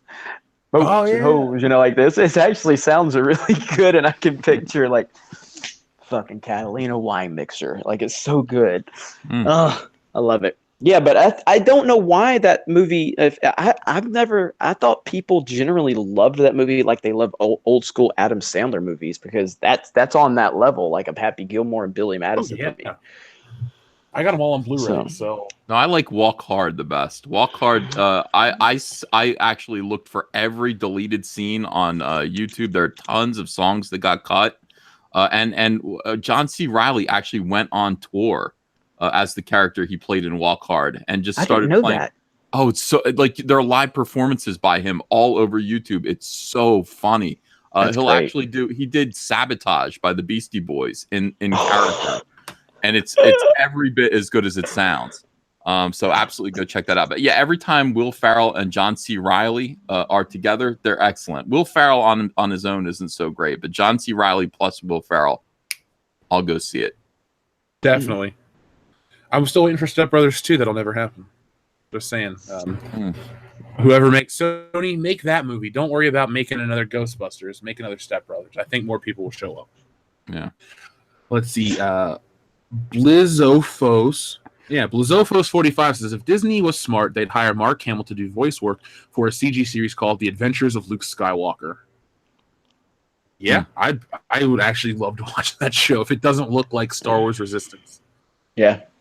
Classic animation style. Hell, make it look like the old Nelvana thing from the Star Wars Holiday Special that we covered. That could be fun. Juicy Juice Jeremy says, swig of apple juice for the hard-working bots. That's good. Juicy Juice Jeremy got mad at me that day because I posted a picture of Nesquik because I can't find Yoo-Hoo here in LA. Apparently it's here. I just hasn't been any of the places I've been, but Juicy Juice Jeremy got really upset with me because I had Nesquik. So I'll drink a bottle of Yoo-Hoo for you if you eat an In-N-Out burger for me, 4x4 animal style with animal style fries. Dude, I will do it. I've had In-N-Out burger once. It was last year and a half ago. No, I'm saying before getting here. I've eaten it 3 times now since I've been here, and I'm probably going to eat it at least 10 more times. It's so good. Every time I go to an In-N-Out, though, the line is backed up. Like it's like 20, 30 cars in their drive-thru. It's insane. And so,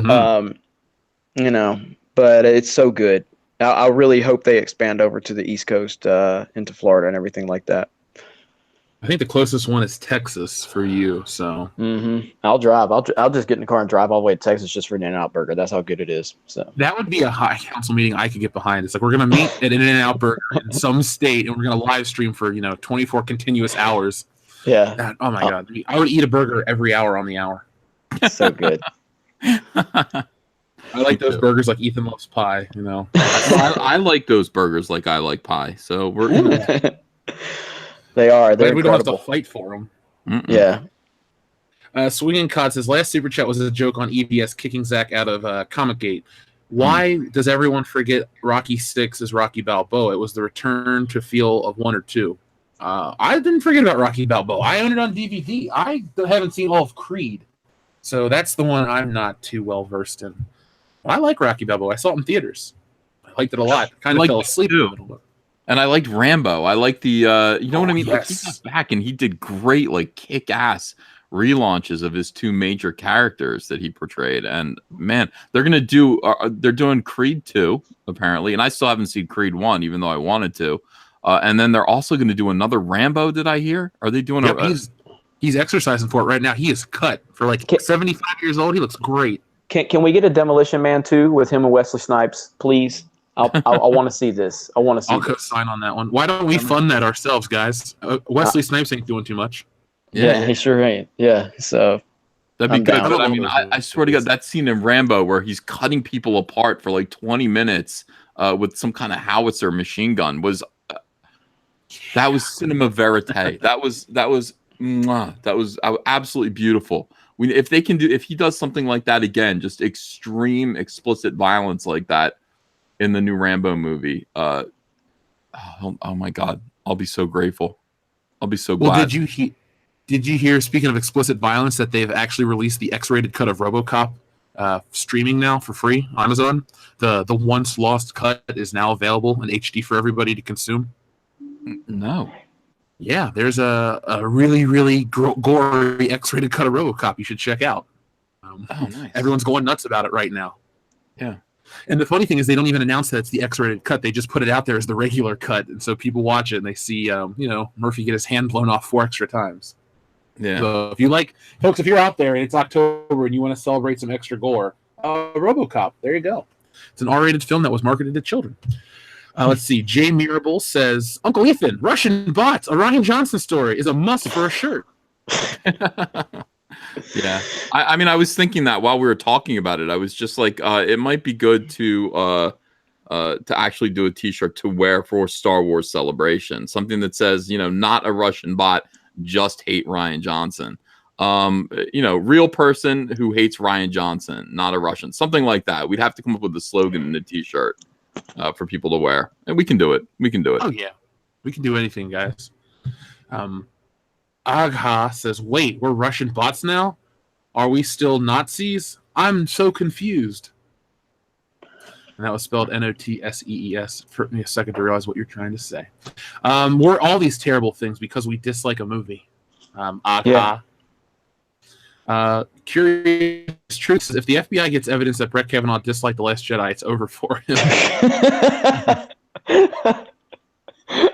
That's good. That's a good one. I've had I don't really know what's going on because I don't follow the news, so I just catch snippets at the gym between that, The View, and whatever cooking show or Dr. Phil rerun. My take on the whole thing skewed. You'll have to tell me off air, Jeremy. It's crazy, and I'm not as caught up on it as I need to be because I've been so busy. But I've caught the details. I'm sure EVS is caught up on it too, but it's a nightmare. So. Slade Wilson says, Iger gave the okay. MCU will go broke too, guaranteed. It's not looking great for the MCU in terms of what direction they're moving in right now with this Captain Marvel nonsense. But the MCU has so much going for it right now that it is a bit much to say that they are heading in the Star Wars direction. I mean, Captain Marvel, I think, is on track to be a problem for them if they continue to market it the way they're going to market it.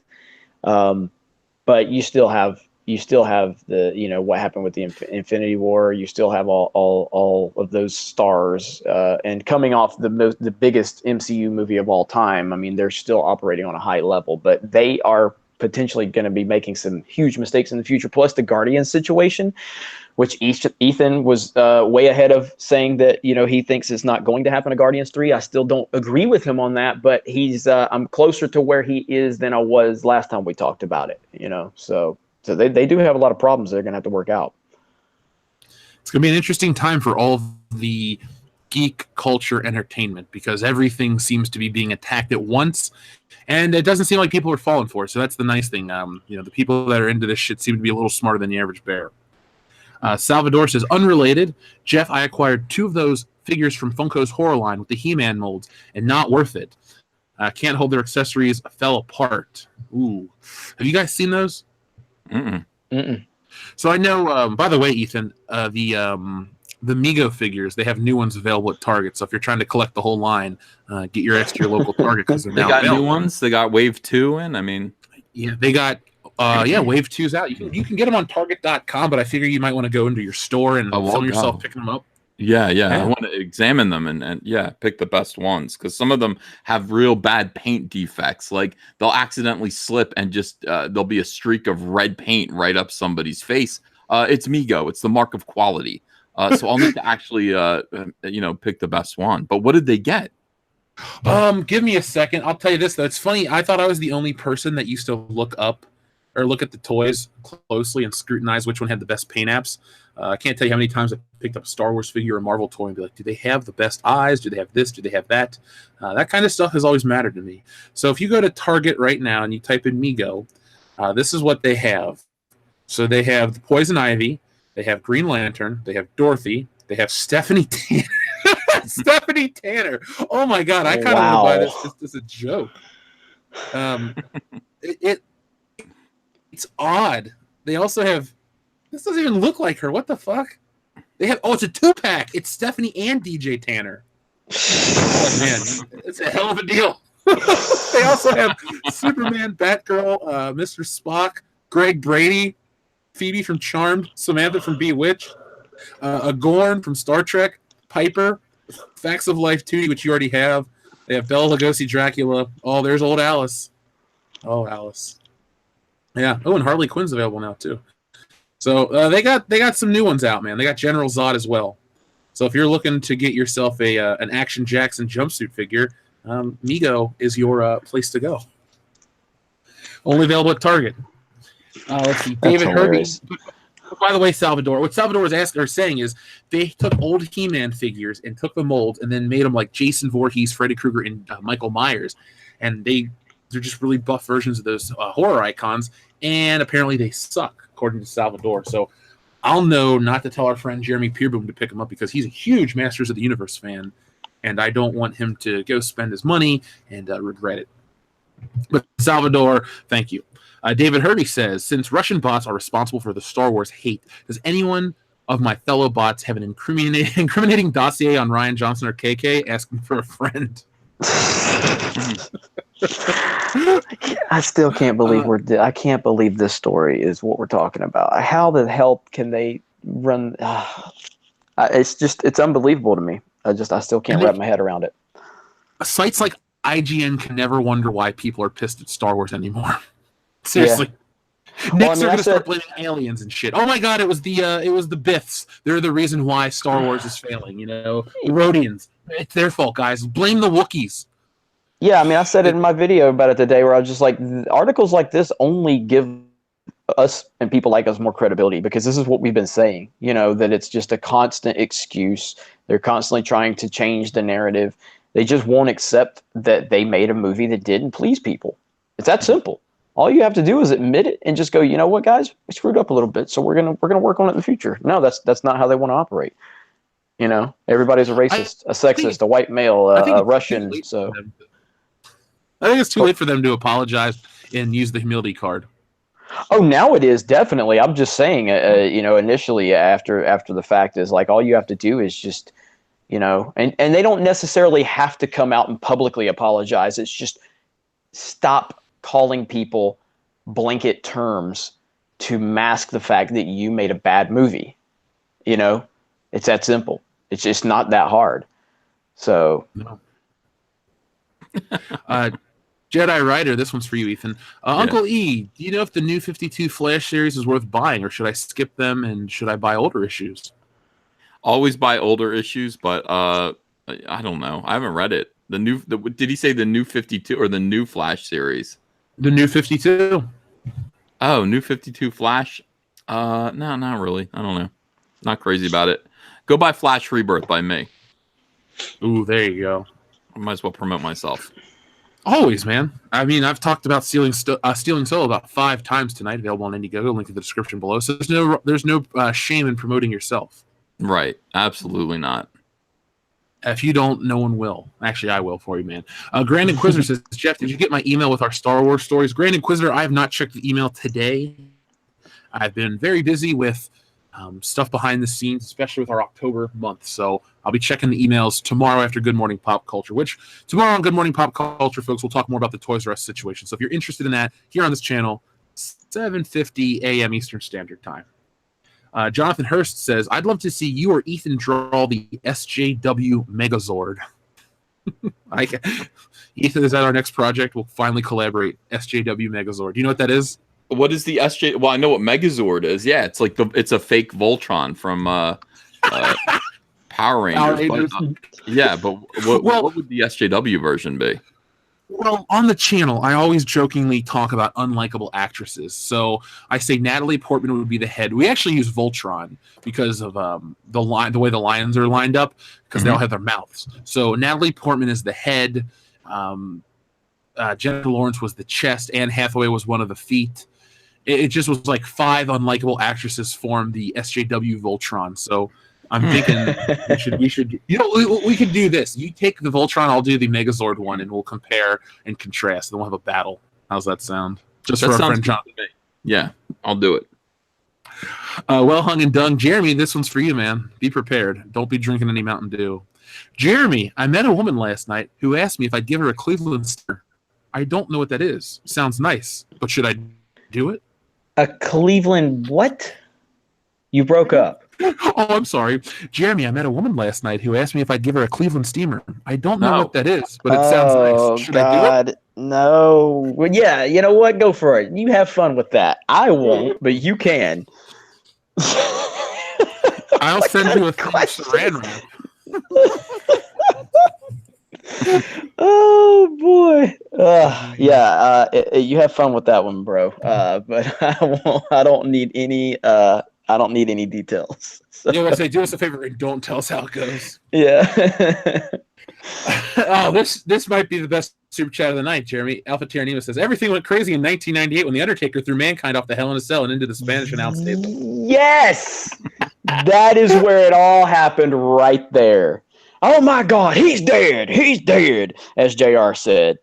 Or was that Lawler? Oh my God, he's dead! You know how he used to scream at that high-pitched voice?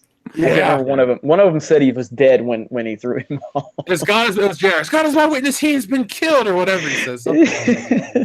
That's legendary, dude. My God. I don't care how you feel about wrestling. If you don't have ultimate respect for Mick Foley after taking those bumps, I can't talk to you. I mean, that was incredible. It really was. Especially when he threw him through the top of the cage and he landed and his tooth went through his lip. That was a mistake. Incredible. Hardcore right there. Hardcore champion. Hey, by the way, 2020, you need to go to WrestleMania with me. Just putting that out. All right. I'm down. Can you get CM Punk to show up? I mean, I hate him personally, but sure, just for you, because we're friends. I love Punk. I'll give you his autograph. I got an autographed something of his. I don't even know where it is. But if I find it, it's yours. Right on. Mattaween says, 5-second political opinion. To hammer everything is a nail. To an SJW, male is evil. To a hammer, everything is a nail. To an SJW, every male is evil. Okay. Gotcha, yeah. Mark C says, guys, the pie in the desert question from earlier was part of the Voight Kampf test. Uh-oh, Ethan. You might be an android. Oh, I see. Okay. I don't get what was the correct answer, though? I don't know. They were checking for proof violation. Oh, I would like to know how you prove you're human in that. I'll change my answer. I'm not a droid or anything. Well, I think it's like how much pie do you consume, and they'll figure out. They'll look at your history and how much you normally consume, and if you only eat one slice, you're a robot. If you eat the whole thing, you're human. So I can figure that out with a pie chart. Ooh, I hope it's good. Mm-hmm. 'Tis the season for pumpkin pie, at least for me. Gojirify says, was it white bleach or woke bleach? I don't know. Isn't all bleach clear? It was evil bleach. Six turning 4 burning says, Russian bot here. Sorry I'm late. Was over at Rotten Tomatoes driving the audience score down. Hey, real quick, did you hear there's an online rumor that fans of that new Lady Gaga movie are going to the Venom trailer and reviewing it, but then they're talking about A Star Is Born instead? I haven't even heard about that. I heard Venom's not looking too good, though. Oh, dude, that movie looks like shit. The second trailer looked horrible to me, and I got killed for it. Oh yeah. I made a video about it, making fun of it, and I mean that was the most downvotes I'd ever gotten on anything. People really wanted to like that movie, and I was just like, it looks like garbage.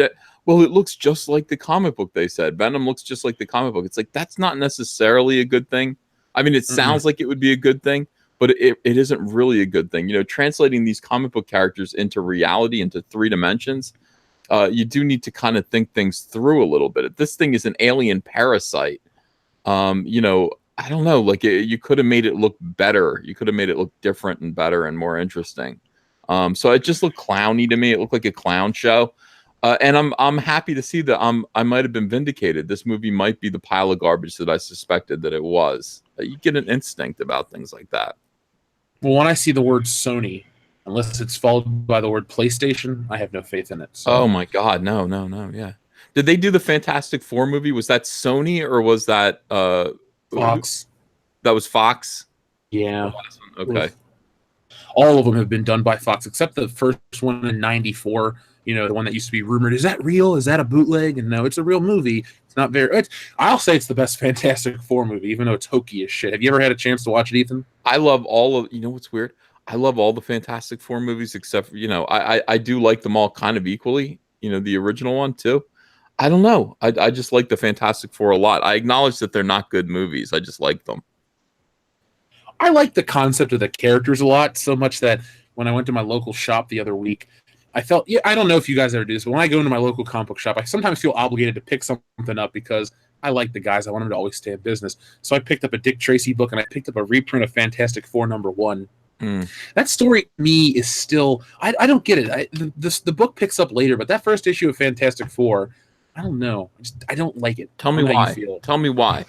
Well, because the way it's structured, they'll do like 3 acts, and they're not. So the first story, stopping the missile in New York City, and I feel like it just kind of slapped together. And then we get to the Mole Man thing on the beach, and that's a little better. But I feel like Jack Kirby and Stan Lee were making up shit, and then they kind of just, once they got to issue like 4 or 5, they're like, we like this new stuff. The old stuff's there. We built on it somewhat, but now we have this like new formula, and they just moved forward from that point. Like, and you know, for me, I can get to the first couple issues, whatever, but then we get to like, was it 3 or 4 when they get the blue suits? Then it seems to make sense, and then they build with the fantastic car and all that stuff, and it continues to grow in an upward trajectory towards the whole Galactus arc and all that fun stuff. Yeah, I mean, well, they were inventing something new. I mean, that's, you know, Fantastic Four was brand new in 1961, a brand new concept for superheroes. So you watch it evolve. It is my favorite comic book. Fantastic Four is my favorite comics, or at least the Stan and Jack stuff. And if you see my rack that is in the you know, in my office behind me, it's loaded. I think I have Fantastic Four's number 10 through 40 now in a complete run, and I love them, absolutely love them. I'm trying to get all the way down to 1.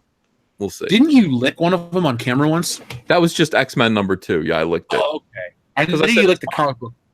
Yeah, and you know, well, I would never lick an old comic book. I don't know who touched it. Well, somebody said yes. Somebody wiped himself with it probably, and you just licked it. And I didn't even think of that. I mean, the idea that this comic book has survived intact since 1962. Some hippie owned it at some point and probably did wipe himself with it, and I licked it, and I didn't think of that. I didn't think of that. I have regrets. What? Since you're such a big fan of the FF, I don't know if you care, but since the FF isn't like the biggest Marvel brand, they relegated all their toys. If you're in your local Walgreens, right now the Thing is like the hottest collectible. So if you want to have one, you might want to pick it up because they probably won't remake it down the road. So it's a cool toy. I like the Thing. I'm looking for one myself. All right. It's good to know. I knew when Ethan said his rack, I knew the chat would jump all over. I heard myself say it. I also called it. I said a howitzer machine gun. I went, oh God, what? Can I just eat my words? It's like stuff in your mouth sometimes, and you're just like, what a dummy. And I actually didn't even look at the chat. I just kept my head down. Like, okay. Bury me alive for that. Yeah. No, what I'm looking at now is I'm looking at getting this Han Solo sideshow toy that looks dynamite. Absolutely dynamite. Which one? Premium format figure. It's $549. Comes out in October, so it'll be out at the same time as my Jabba the Hutt toy arrives.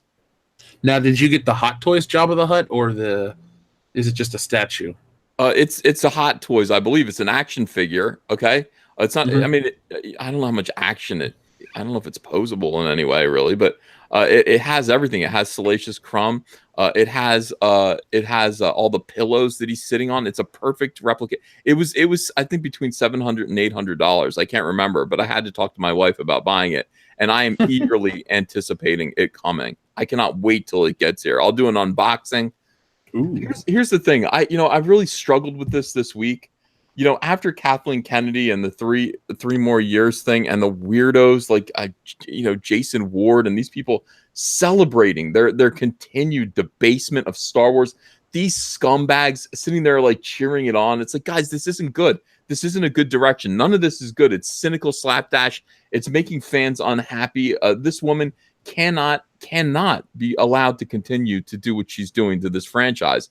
Oh, they don't care. I mean, to some of these people, it's just about getting over on. It's about winning. It's about having their way. SJWs, that's all they care about. They want to get their way. And it doesn't matter if it's good or bad. So I was kind of sad about it. And then I went, you know what? I don't care. I still love Star Wars. It's just not this Star Wars. It's you know what I mean? Like, Return of the Jedi is still always going to be my favorite movie. I love Jabba the Hutt. I'm just going to live in that world of Star Wars, and we'll still make fun of what they're doing. But I refuse to renounce my fandom. I refuse. I won't do it. I'm not going to let them beat the fact that I love Star Wars out of me. I'm not going to let them do that. It makes me angry. No. Yeah, and I mean, and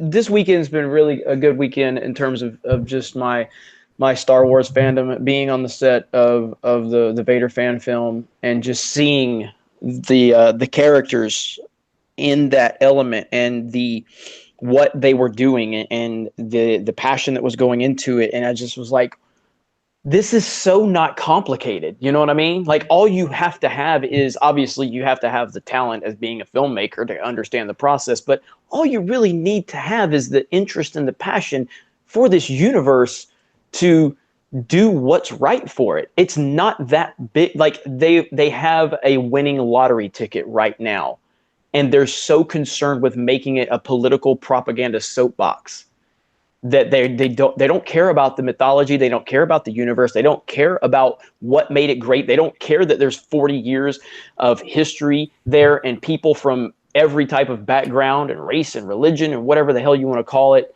every social class, love this stuff. They're more worried about making it a political megaphone for them. And that's what the problem is. Yeah, they want to self-insert. Everything is, how can we make this? How can we irritate Star Wars fans? How can we get them to see things our way? There aren't enough whammon. We need more whammon in Star Wars. Well, according to who?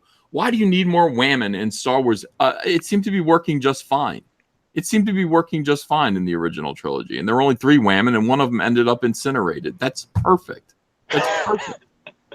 Why do you need more? Why this effort to change things? I will never quite understand it. But let me tell you something. I love Star Wars. I love Return of the Jedi. I love the original trilogy. I'm going to buy this Han Solo. Well, I don't know if I'm going to, because it isn't posable. This is a statue. But to say, yeah, be careful, because it's also out of scale with your Jabba the Hutt. Yeah, I want one that they have a Luke Skywalker that's like in scale with the Jabba the Hutt, and he comes with all of his different outfits. So I could put him in the black robe and have him standing before Jabba. Well, now be careful too, because Jabba the Hutt's Hot Toys, that Luke Skywalker sideshow. Now they'll be the same scale, but there's also a Hot Toys Luke Skywalker, which has a much better likeness. So basically, you'll pay for a better face sculpt and a light up arm and all this shit, or you can get the one with the poncho and the helmet. So it's all up to you, man. But no, it's sideshow. They're all going to be a lot of fun. The one that I bought, the Jabba the Hutt, is Sideshow. It's Jabba the Hutt and Throne Deluxe 6-scale figure by Sideshow Collectibles.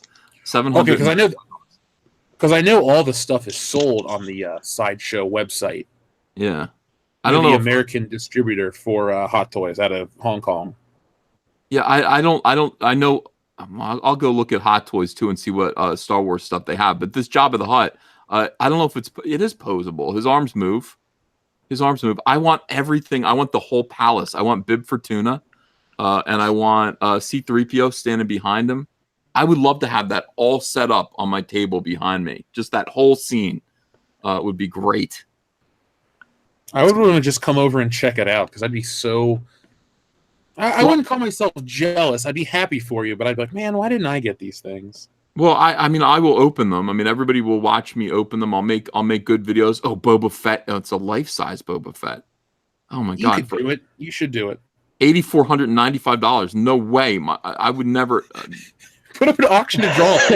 Somebody will buy it right there. People are like, well, yeah, but crowdfund. You don't crowdfund. Even if you, the point is, even if you had $8,400, well, you can't spend it on. It's irresponsible to spend it on a life-size Boba Fett.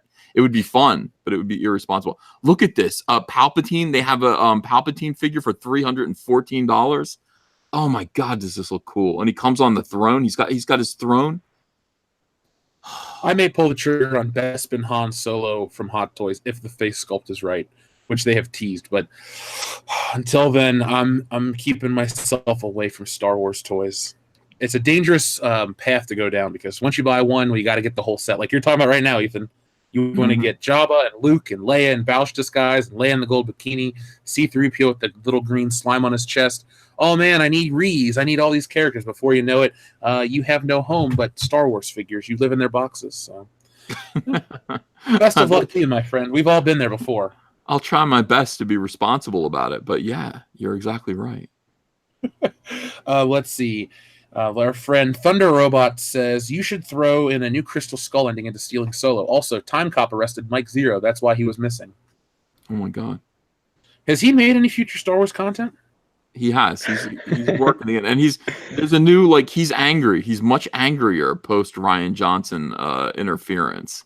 You know, Ryan Johnson called out Mike Zero, made fun of him, and Mike Zero disappeared for a little while. We were all worried about him. But he's back now. He is back, and he's making content, and it just seems to be a little bit angrier. I like it. I'll have to check it out. I like my Mike Zero to be on the edge, with a goatee, evil Mike Zero. Yeah. Let's see. Six turning. Nope, hold on, wait. I missed. Get Fit, Get Chick says, I don't know if you guys have seen John Matrix video, but his Russian bot video on The Last Jedi is funny as hell. He is a small channel. So folks out there, the 1,100 and change that are watching, check out the John Matrix with 2X channel to check out the Russian bot video because Get Fit, Get Chick suggests it. Six turning 4 burning says, my vid would be giving the bird for 30 seconds. That's fine. Film it. We'll put you in the video. Let's see. Mark's Main says, Jeremy, how am I supposed to reach you with some important info? That Star Wars Girl is the only listed email on Geeks and Gamers, and Anna doesn't check her email. Jeremy at geeksandgamers.com. There we go. Todd Rector says, Jeremy Osteen or proper Jeremy? Well, Jeremy Osteen brings in the dollars, so I'm definitely going to have to side with him. No, but proper Jeremy's probably been the most successful parody account at this point. Proper Jeremy got a response.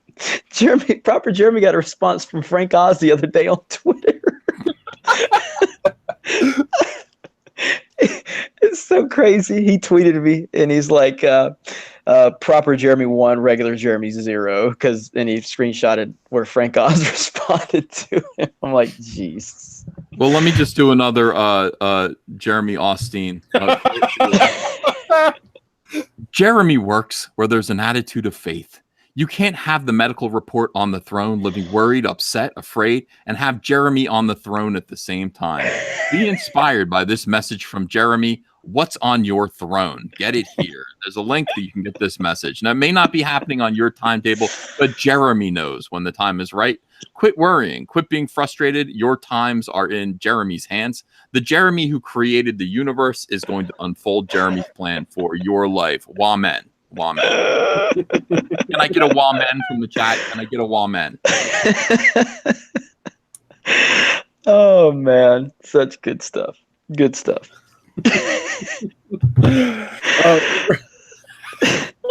I'm never going to be able to go to a bookstore and see I almost said Jeremy Osteen right here, a Joel Osteen book, and not think of your damn face plastered on the book. The chat is they're all saying Wamen. Wamen, everyone. Oh, Wamen. like some Pennsatucky shit from Orange is the New Black.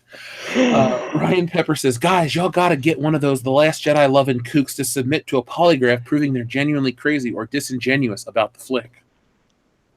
I thought you were going to say we need to get one to prove that they actually exist. I'm all for both, though, Ryan Pepper.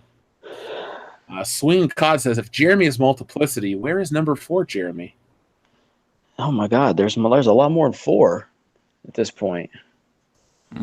Party on Civvy. Oh, sorry. No, I was just say there's a lot. I mean, there's at least 10 or 12, probably more than that. Honestly, there's been probably 3 or 4 created during the High Council tonight. I'm proud to know all of those, especially cotton candy haired Jeremy. That is he has reached out to me personally many a time. I hope you get to meet all these people one day. That'd be hilarious. I do too. We're still doing a meetup here. I still just haven't gotten a date figured out, but we're gonna do something. Jeremy Con? We're gonna meet at Disneyland, and also gonna meet at the San Diego Zoo. So definitely got a lot more planned. I've just it's been a pretty busy weekend with everything being on set. So now that that's all behind me, I'm gonna work on trying to plan some things out. Cool. If I was closer, I'd come by and hang out, but I live on the other side of the country, so that ain't happening. I heard that. Party Home City says, kneel before the council. How you liking SoCal? Worst Cal, Jeremy. See any famous people enjoying the low humidity? I don't really get starstruck. So if I don't care about famous people. I mean, if Christopher Nolan wants to hang out, I did that just for Jeff, by the way. I did that just for Jeff. But yeah, I've hung out with Star Wars Theory. He's pretty famous, biggest Star Wars channel on YouTube. But I did meet. I met a musician here who actually reached out to me based on my YouTube channel. He's got over 3 million subs. So hung out with him. I'm gonna do a video with him for the channel. We're gonna talk about Star Wars. And yeah, it's been cool. I've had a lot of fun. I've actually enjoyed my time here. If you've been watching my channel, you've seen, I mean, we've pretty much documented everything we've done. We've spent the majority of the time driving around and having Anna yell at me to stop driving so fast, and then telling me where to turn. That's spawned a new series on our channel called Driving Miss Anna. That's what everybody called it. So yeah, but it's been a lot of fun. I've enjoyed my trip so far. I've avoided all the crazies up to this point, but I know they're still somewhere waiting. So, well, until you meet The Rock, you haven't met a real celebrity yet. Just putting that out there. The Jacobite says Jeremy Osteen wants donations for go-kart. Wamen. Praying hands too. You have to be still and know that he is Jeremy. Take worry off the throne. Worry drains your energy, steals your joy, and takes your creativity. Start thanking Jeremy that he is sovereign. Jeremy reigns over all those circumstances. Amen.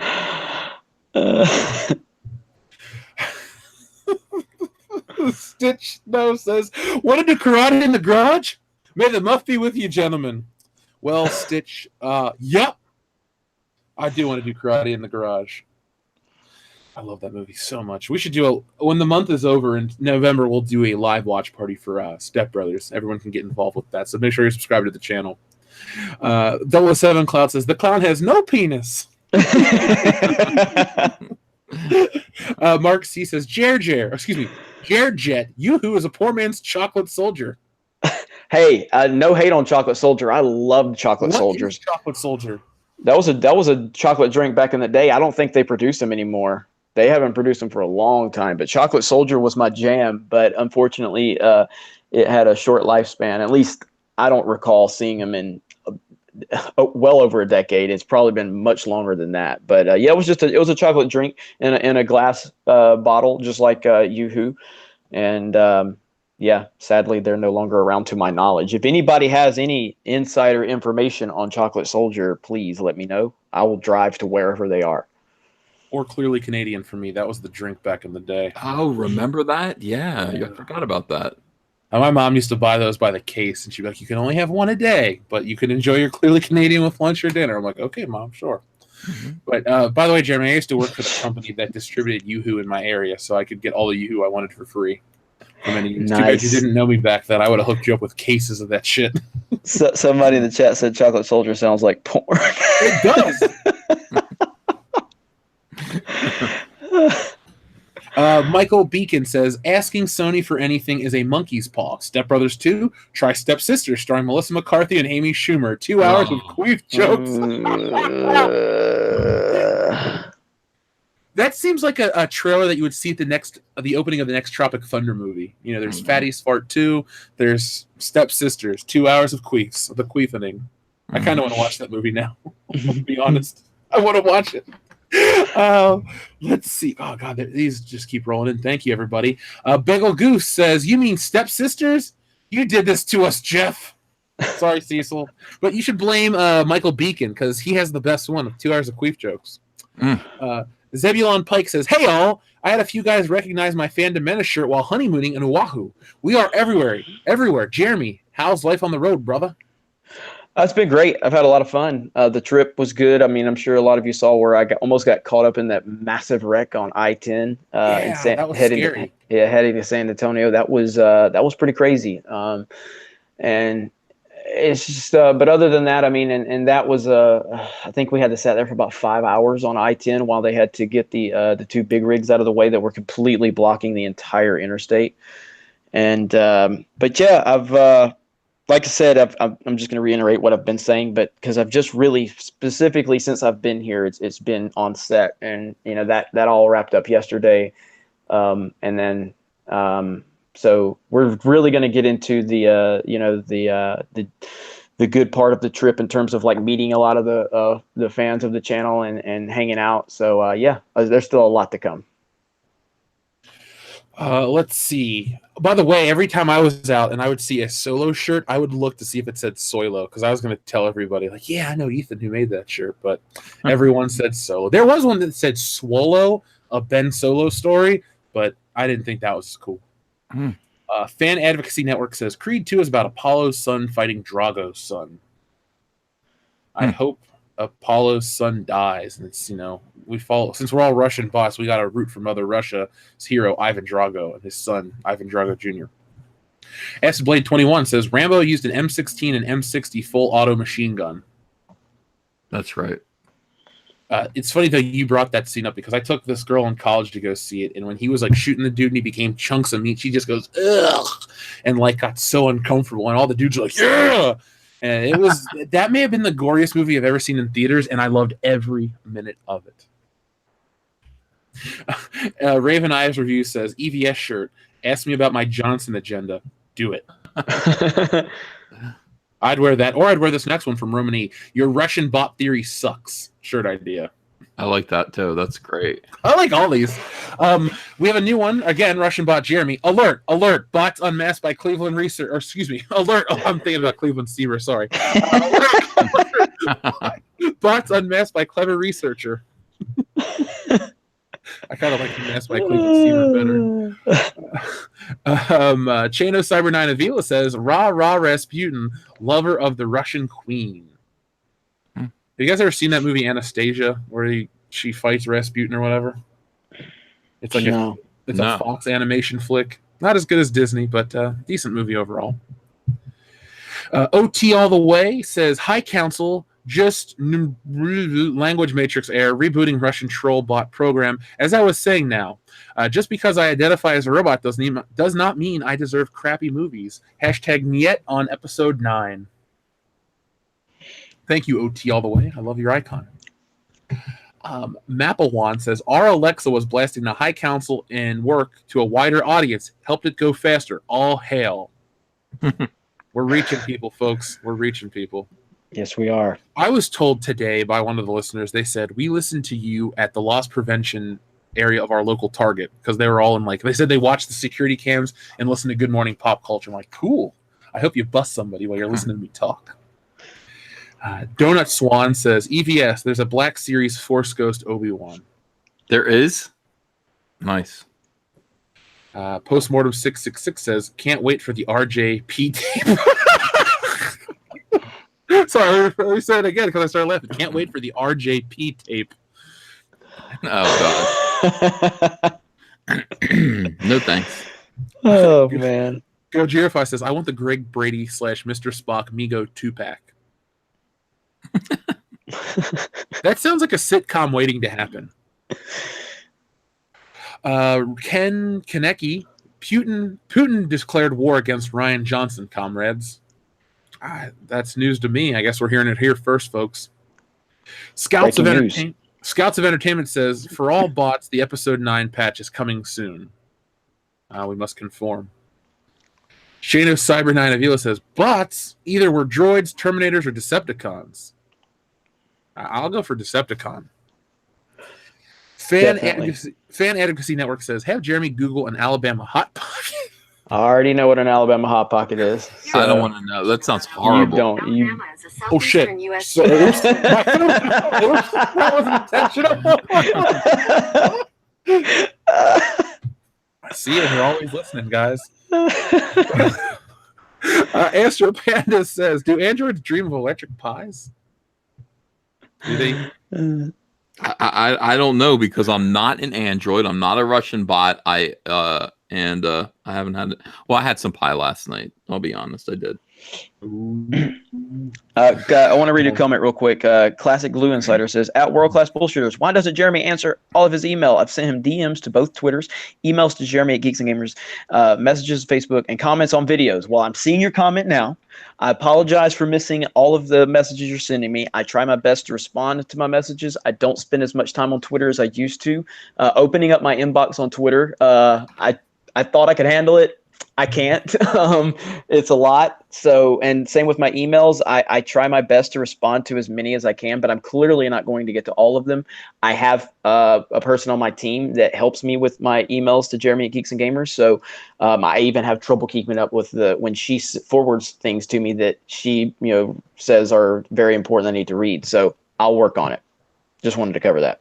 When you read that, the first thing that popped in my mind was, Dear Jeremy, I wrote you, but you still I left my cell, my pager, and my home phone at the bottom.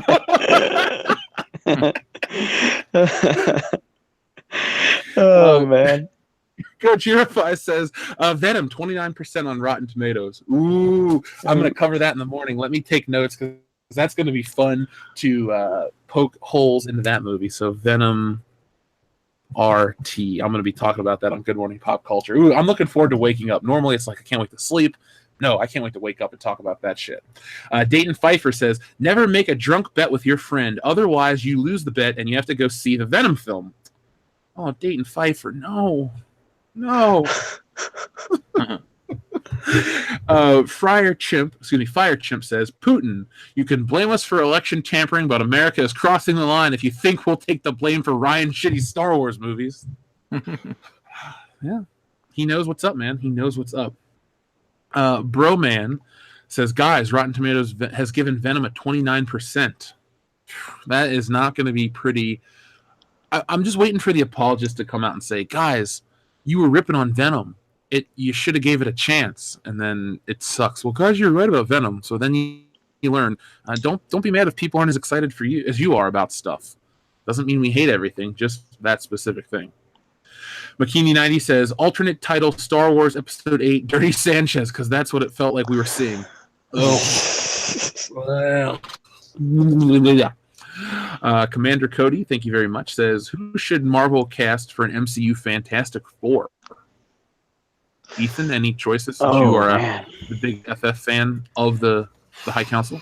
Yeah, I would go ahead and say John Hamm as Reed Richards. I would say, let's see, a young kid for Johnny Storm. I don't know. I would pull someone off the Disney Channel, but I would want a young, maybe like 18-year-old for Johnny Storm.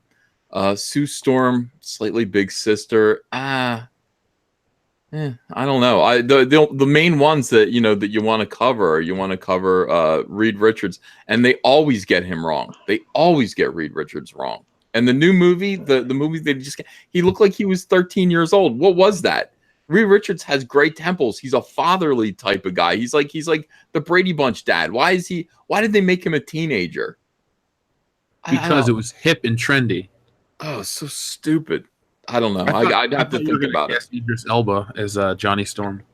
Oh yeah. Everybody casts Idris Elba as everybody. But yeah, I'd have to think about it. Mostly, what I'd want to see is I'd want to have the movie take place in the 1960s. It's the only, it'd have to take place during the Kennedy administration and all that stuff. That's the only time it really makes sense. I think that'd be a lot of fun. Yeah, mm-hmm. I like John Hamm in that role, and then I would say like Taron Egerton would be good for, Human Torch. That would be a good one. He's I don't know what Jessica Alba's doing these days, but I would always watch Jessica Alba in anything, so she could come back into that role. That's fine with me. So, and if somebody says Terry Crews is the thing, home run right there. Terry Crews is the thing, home run. So, I'm fine with that. But is Terry Crews Jewish? I don't know, but he's entertaining. I'm going for my woke points right now. I'm showing my diversity. So, is it woke to marginalize a Jewish character for a black character? I don't know. I'll have to do some research. I'm fucking with you. I know you are. I'm just messing with you, man. I can't give you. I do like the John Hamm choice. I also like John Hamm as other things. Like, you were like, what if he plays Batman? What if he plays this? John Hamm's cool. I think he's a good actor. I loved him in Baby Driver. I don't really care about Bridesmaids, so it's not important. But Ethan, do you like The Incredibles since you're a big FF fan? Yeah, I do. I thought that was a great movie. I didn't see the sequel yet, but the original one was great. The sequel's really good. The sequel's really good. It's obviously not as good as the first one, but it's a very worthy sequel. Well, I would love if they did an FF film set in the 60s. That way it makes sense for when they cross over. Two things. You could have Howard Stark show up again, and then they could just disappear at the end of the first movie or the second or third. You could do a whole trilogy, and then they could appear in the MCU proper, modern day. They could be young and then interact with the rest of the crew. I think that could be a fun way to cross it over.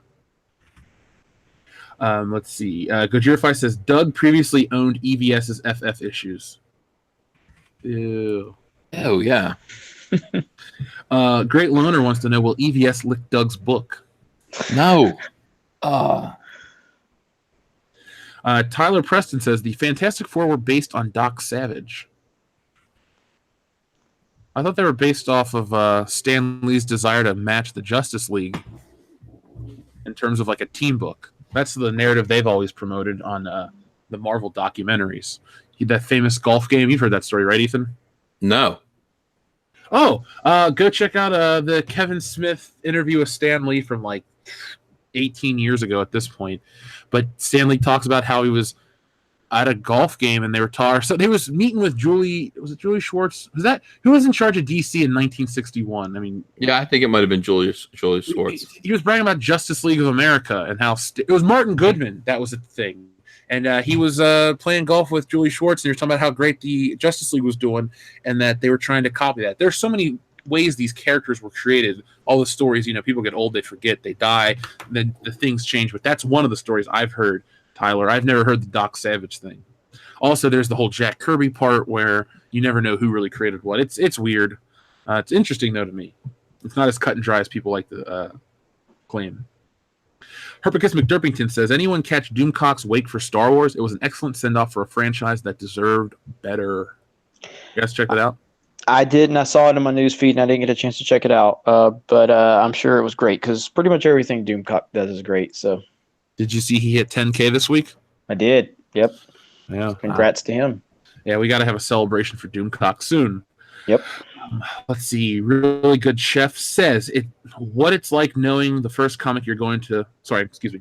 What is it like knowing the first comic you're going to make is 30K halfway into pre-order? Oh, I guess that's directed towards me. It's exciting.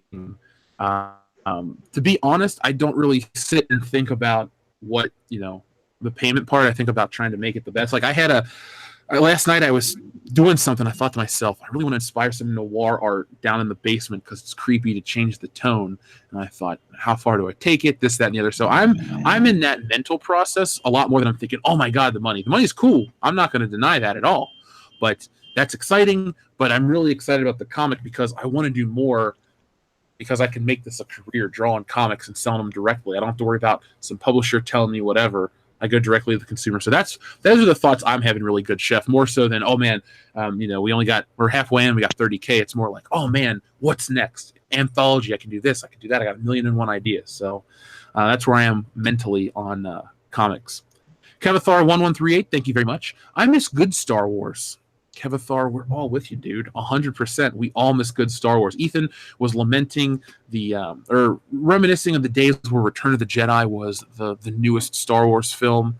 That was one of the first things I remember you and Jeremy talking about here was that speeder bike, that full-size one kids could ride. I had never seen or heard about that, and I was like, oh, man. So they go way, way back. True greatness. Desert Math 76. EVS, SJWs, when we were kids. Kennard be dead. Stat. Yeah. Let me read that. EVS. SJWs when we were kids. Kennard be dead. Stat. Oh, if SJWs were around when we were kids, Kennard would be dead. I think he's saying, yeah, of course. They kill everything. Russian bot Jeremy says, you probably know this, but Hamill gets one of every Star Wars toy. Ooh. I'm sure he does. I'd love to go to his Luke Skywalker shrine. I sold my rights away for pennies on the dollar, but at least I get a copy of each one. Jedi Rider says, Jeremy got a split personality disorder. We should all be concerned. I'll be okay. You need to be more concerned of where I'm at right now. Hopefully I get out of here safe. Ooh. Devontae Barbane says, up to me, new trilogy would be based on the Thrawn trilogy with slight changes like character ages and when the events took place. EU Legends still canon, though. Devontae, that seems to be a pretty popular stance to have the Thrawn trilogy with old Han, Luke, and Leia. And I'd have liked it. So you're not alone, man. Twistle of Mobius says, is there anyone on the council who does Inktober? It sounds like it'd be a fun time for a comic book artist. Ethan, have you ever, well, you're busy. Have you ever done Inktober? I never got Inktober. I never understood this pointlessly drawing for no reason. I'm so busy. All of my art goes into my work, so I don't understand drawing for fun anymore, unfortunately. I don't like it because I used to not like the ink, but now I do. So like you, I'm busy drawing a comic and I don't have time to do Inktober, but I do have a couple friends who are really into it, and some of them post really good stuff and some of them don't, but they're out there drawing, they're trying to hone their craft. So all respect paid to them. If you're enjoying Inktober, more power to you. I'm trying to watch a horror movie every day. That's my October. Oh yeah, that's a good way to spend October. I love that. Yeah, I did Halloween 2 and It. So I did 2 movies yesterday. I didn't get one in today. Maybe I'll try to pop one in before bed to at least start something. Let's see. X Cave Teeth X says, for your information, Clearly Canadian is back from the dead and on store shelves here in Canada. Okay, so it looks like I need to go to Canada to visit Toys R Us and get cases of Clearly Canadian to smuggle across the border, or just bring over, because it's probably not illegal to bring over Clearly Canadian. So thank you, Cave Teeth X. I'm going to get some of the other guys from the channel, and we're going to go to Canada. Chano Cyber 9 Avila says, I know Jeremy, I was there. Shame I didn't see you. Where's that? What were we talking about? I guess Chano Cyber 9 Avila is out in California, so they may have been in the same area you were. Oh, okay. Well, I'll still be here for, I'm probably going to be here for another, what's today's date? Today is the 2nd. I'm probably going to be here for about another 8 days. Damn. So just kind of pay attention to my Twitter, where we'll be making announcements, and hopefully we can cross paths.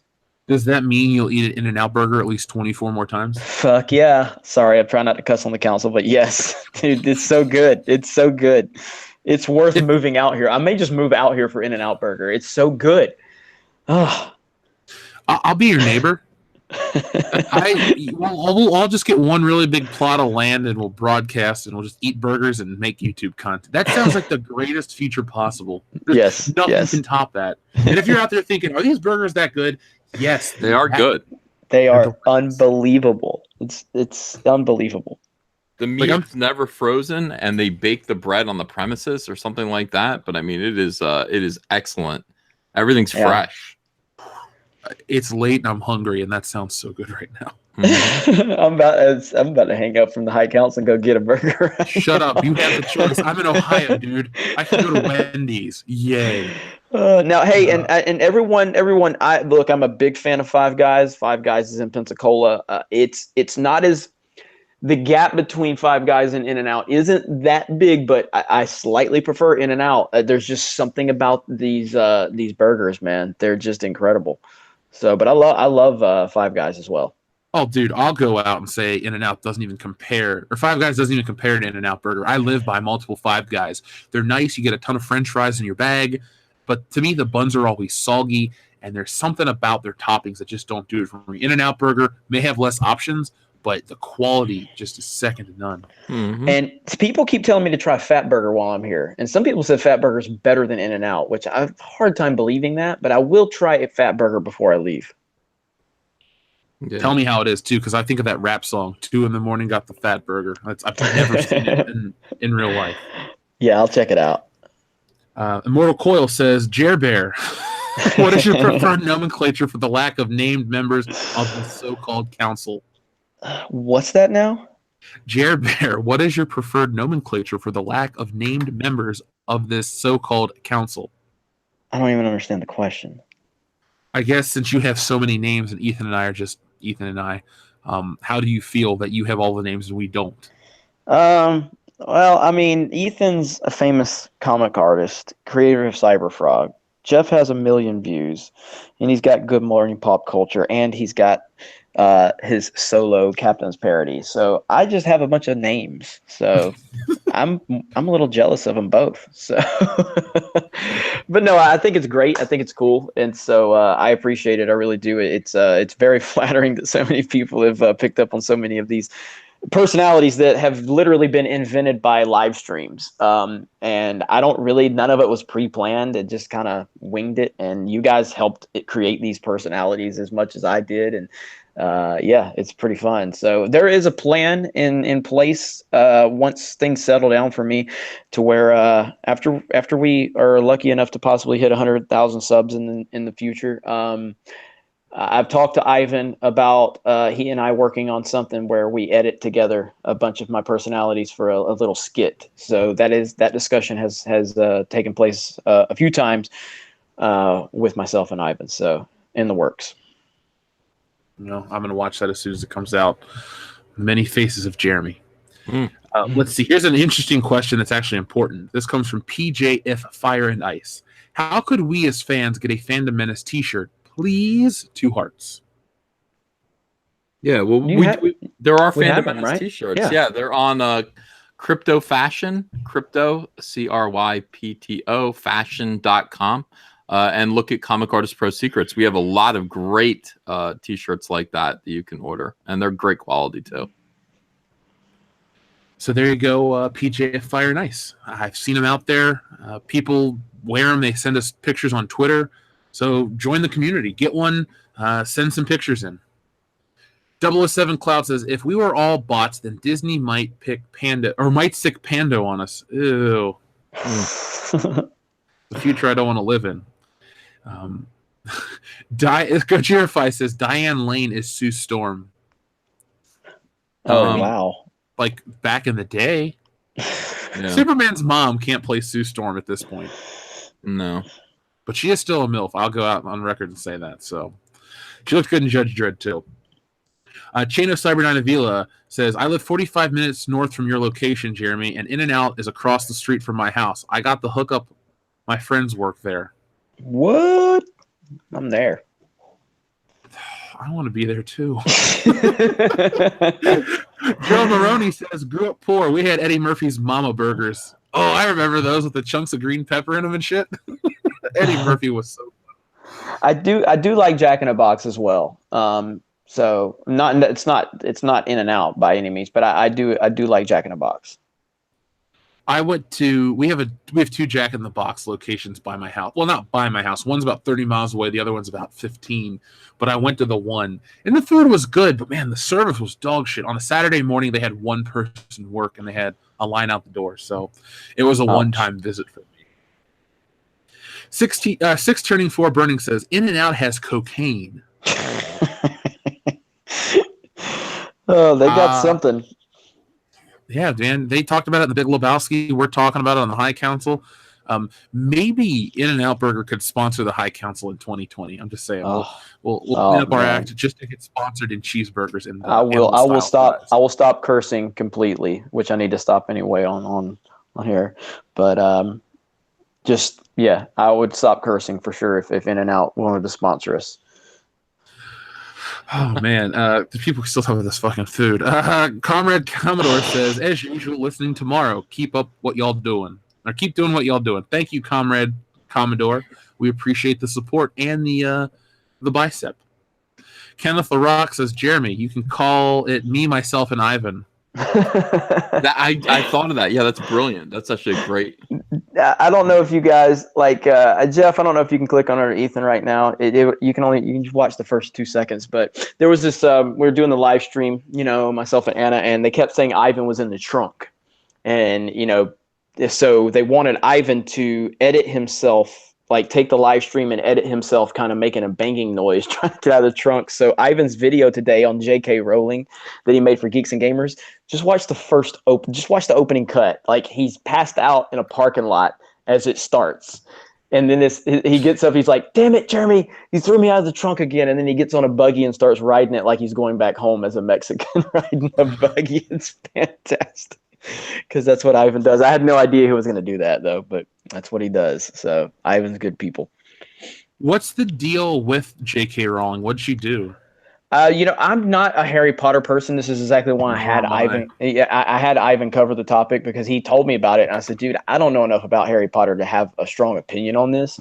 So I guess there's something to do with this snake that's being turned into a Asian female or something, and even SJWs are mad at her about it or something. I don't know the whole story, so I don't want to give too much into it because, like I said, I'm not versed on it. Because when he told me about it, I was like, Ivan, I know nothing. Like I've seen Harry Potter, but I don't know anything about it, and so I know I can't stand J.K. Rowling in terms of her online social media presence because she's just ridiculous. So.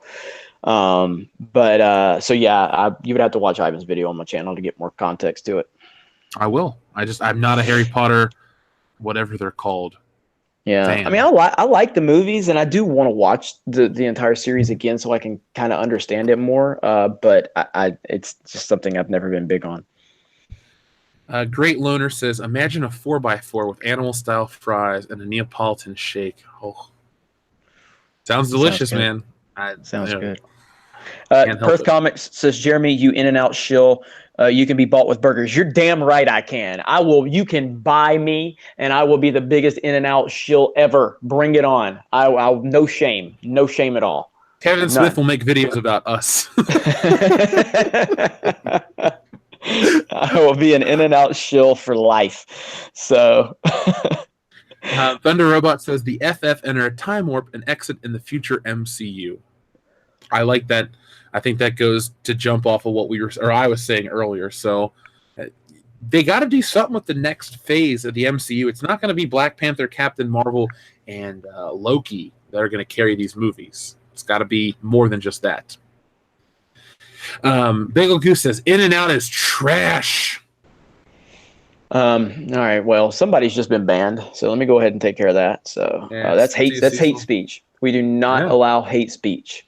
You've been reported to YouTube, and YouTube is based out of California, so I'm pretty sure they're gonna side with us for once. Yeah. And I'll just tell them. I'll just tell them that you're a Trump supporter, and they will definitely ban you. So. Kevin Thar 1138, thank you very much. Sorry guys, nothing beats a fantastic steak from a family farm raised cow. My dad's farm, cooked great with garlic butter, salt, and pepper. You can pair with almost anything. Well, Kevin Thar 1138, I suggest you send me one of those as soon as possible, and I will make it according to your recipe, and I'll eat said steak because steak is my favorite food. I do love In-N-Out Burger, but man, a good steak. Porterhouse, thank you. You guys like steak, obviously, right? Yeah, I got a steak waiting for me upstairs. Oh shit! Well, let's close this show out in a minute. I could make you wait for pie because it's funny, but no man should ever have to wait for a steak. No. You want it now. You want it hot and fresh. So finally, our final super chat, of course, because that's not redundant, comes from Mark Hamill. Nobody fantasizes about kidnapping me. Well, Mark, it's because you'll go willingly with anyone. Hey, Mark, you want to be on this episode of Third Rock from the Sun? Yes. Hey, Mark, you want to be in a commercial? Yes. Hey, Mark, you want to be in this fan film funded? Sure, I'll be in anything. Guys, if we raise enough money, we can get Mark Hamill to appear in our projects. So just keep that in mind. You don't have to kidnap the man. You don't have to force him against his will. You don't have to beat him up in your basement. You just, say, hey, Mark, how about a job? And he'll be there. Yes. So, guys, this has been one of the most important episodes of the High Council. We had to talk about Kathleen Kennedy. We had to talk about the bot situation. We had to talk about so many things that are infecting the world of Star Wars. And I thought we had a pretty strong showing this week. So, Ethan, Jeremy, do you have anything you guys would like to talk about before we put this baby to bed? I'll go ahead and jump in, but I just want to thank everybody again for a great week. There's been a lot of news dropping this week, and there's been a lot of reaction to the news. And I think Disney probably got a real kind of tangible evidence of like how bad things are with Kathleen Kennedy. I'm not sure if they knew, but I think when this story dropped about her getting the contract extension, they got a lot of negativity. And really the only positive feedback they got was from people that were basically happy because, we, the Fandom Menace and all of us, the High Council, and Geeks Gamers, World Class, and Comic Artist Pro our prediction didn't come true, and so that was they weren't really celebrating like, oh, I'm so happy with Kathleen's vision for the next 3 years. They weren't even celebrating the substance of the decision. They were just celebrating because people that they can't take their opinions weren't right about a prediction, and so there's really no support for this woman. There really is not any real support. And we're leading the charge against it, and we're going to continue to give you our honest opinions. We're not going to back down. We'll admit when we're wrong, because that's what you do. We're human beings, and sometimes we get things right, sometimes we get things wrong, but we're here to be honest with you, and we're here to tell you our true feelings. We're not bought and paid for. We're not trying to get into premieres. We're not trying to get shit. We're just trying to be honest with our audience and be as authentic as we possibly can. And when we're wrong, we're wrong. When we're right, we're right. And the future of Star Wars does not look good right now, and we're going to continue to call it out. So that's it. That's beautiful. Yeah, I echo everything you just said, Jeremy. What a great speech. One of your best. That's exactly right. I mean, right now, Star Wars is a frontier on the culture war. This kind of stuff is bound to happen. It doesn't make sense in any rational way unless you understand that there are trolls behind this who are just making these decisions for political reasons, for social reasons, and not for business reasons. And that is the reality of what we're going through. Now, on a different subject, can I shill a new product? Of course. All right, I'd like to go to evscollectibles.com. The Cyberfrog miniature is available for sale now. We've been working on this for a little while. I've been showing people process shots of the sculpt. It's going to be a part of a larger Cyberfrog chess set that we're going to make. They're working on Salamandroid right now. They're also working on Rainbow Brute.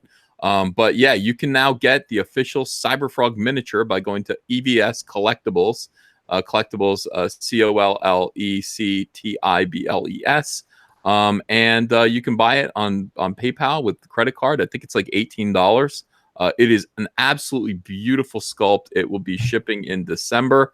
And it's manufactured in the UK. It's one detailed resin, 35mm scale, Cyberfrog miniature, ready to assemble and paint, complete with a transparent base, suitable for use as a collectible or gaming miniature and as a component for the forthcoming Cyberfrog chess game, sold separately. They do warn you that it's harmful if chewed or swallowed, so don't do that. But do absolutely pre-order one. You'll have it in time to play with it as you read Cyberfrog Blood Honey. And thank you so much. Yeah, and that's right there on the screen, folks. So check it out, evscollectibles.com, the official website for Ethan Van Sciver Collectibles. Yeah. Well, there's a newsletter. I'm signing up. That's some damn good. That's some damn good shilling right there. That's some damn good shilling. I love it. Nice job. Well, let me close it out. We got 3 more super chats. So first off, Sire J Longstroke says, "Stealing Solo, saving Skywalker." That could be the follow-up. I'm sure Mark I like Hamill it. would get involved with that really, really fast. I don't feel like that. I mean, do we want to fund that as a community? Let's just bribe him with some In-N-Out burgers, and we can make that happen. That sounds legit. It does sound legit. Let's see. Our friend Dayton Pfeiffer also says, last donation, Jeff, I will give you some tomorrow during Good Morning Pop Culture. Dayton Pfeiffer, thank you very much for all you do for the channel. And finally, David Stevens says, I buy Jeremy's love with Denny's.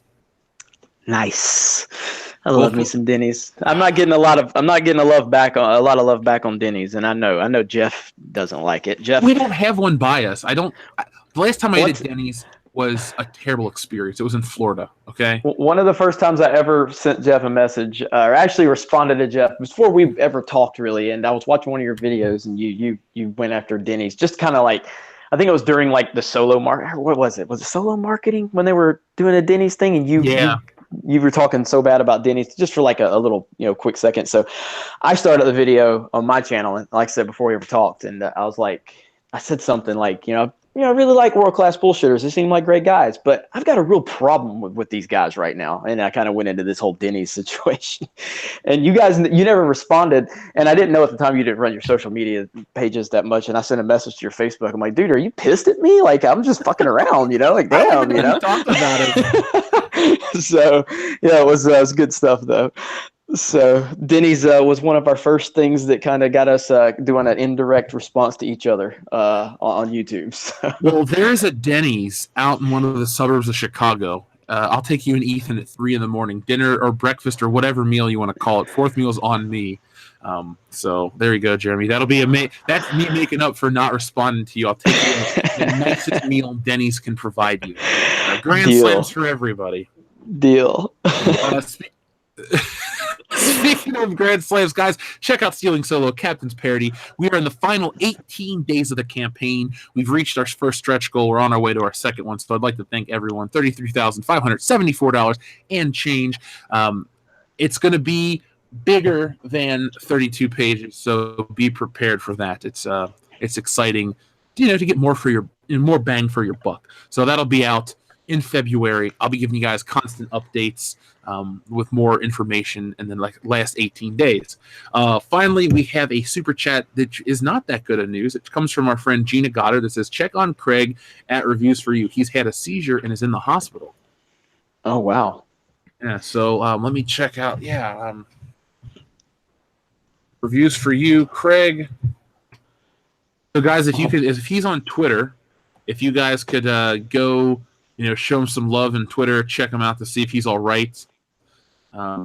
Craig. Yeah, hopefully everything works out. I'll have to look into that. You never want to see a good guy go down. So that's horrible. Craig, we're all pulling for you, man. Thank you, Gina, for letting us know about Craig. And folks, I'll be back in the morning with Good Morning Pop Culture. We're going to be talking about Toys R Us and all kinds of other fun stuff. It's the best way to start your work day. And tomorrow night, we're going to be talking about movie curses to celebrate Halloween. So it's our first of many live streams to keep up with the theme of Halloween, Schlocktoberfest as we like to call it here on World Class Bullshitters. So if you have tomorrow night and you're not doing much, come out and check out our movie curses live stream. It's going to be a lot of fun. So until next time, folks, submit to the High Council.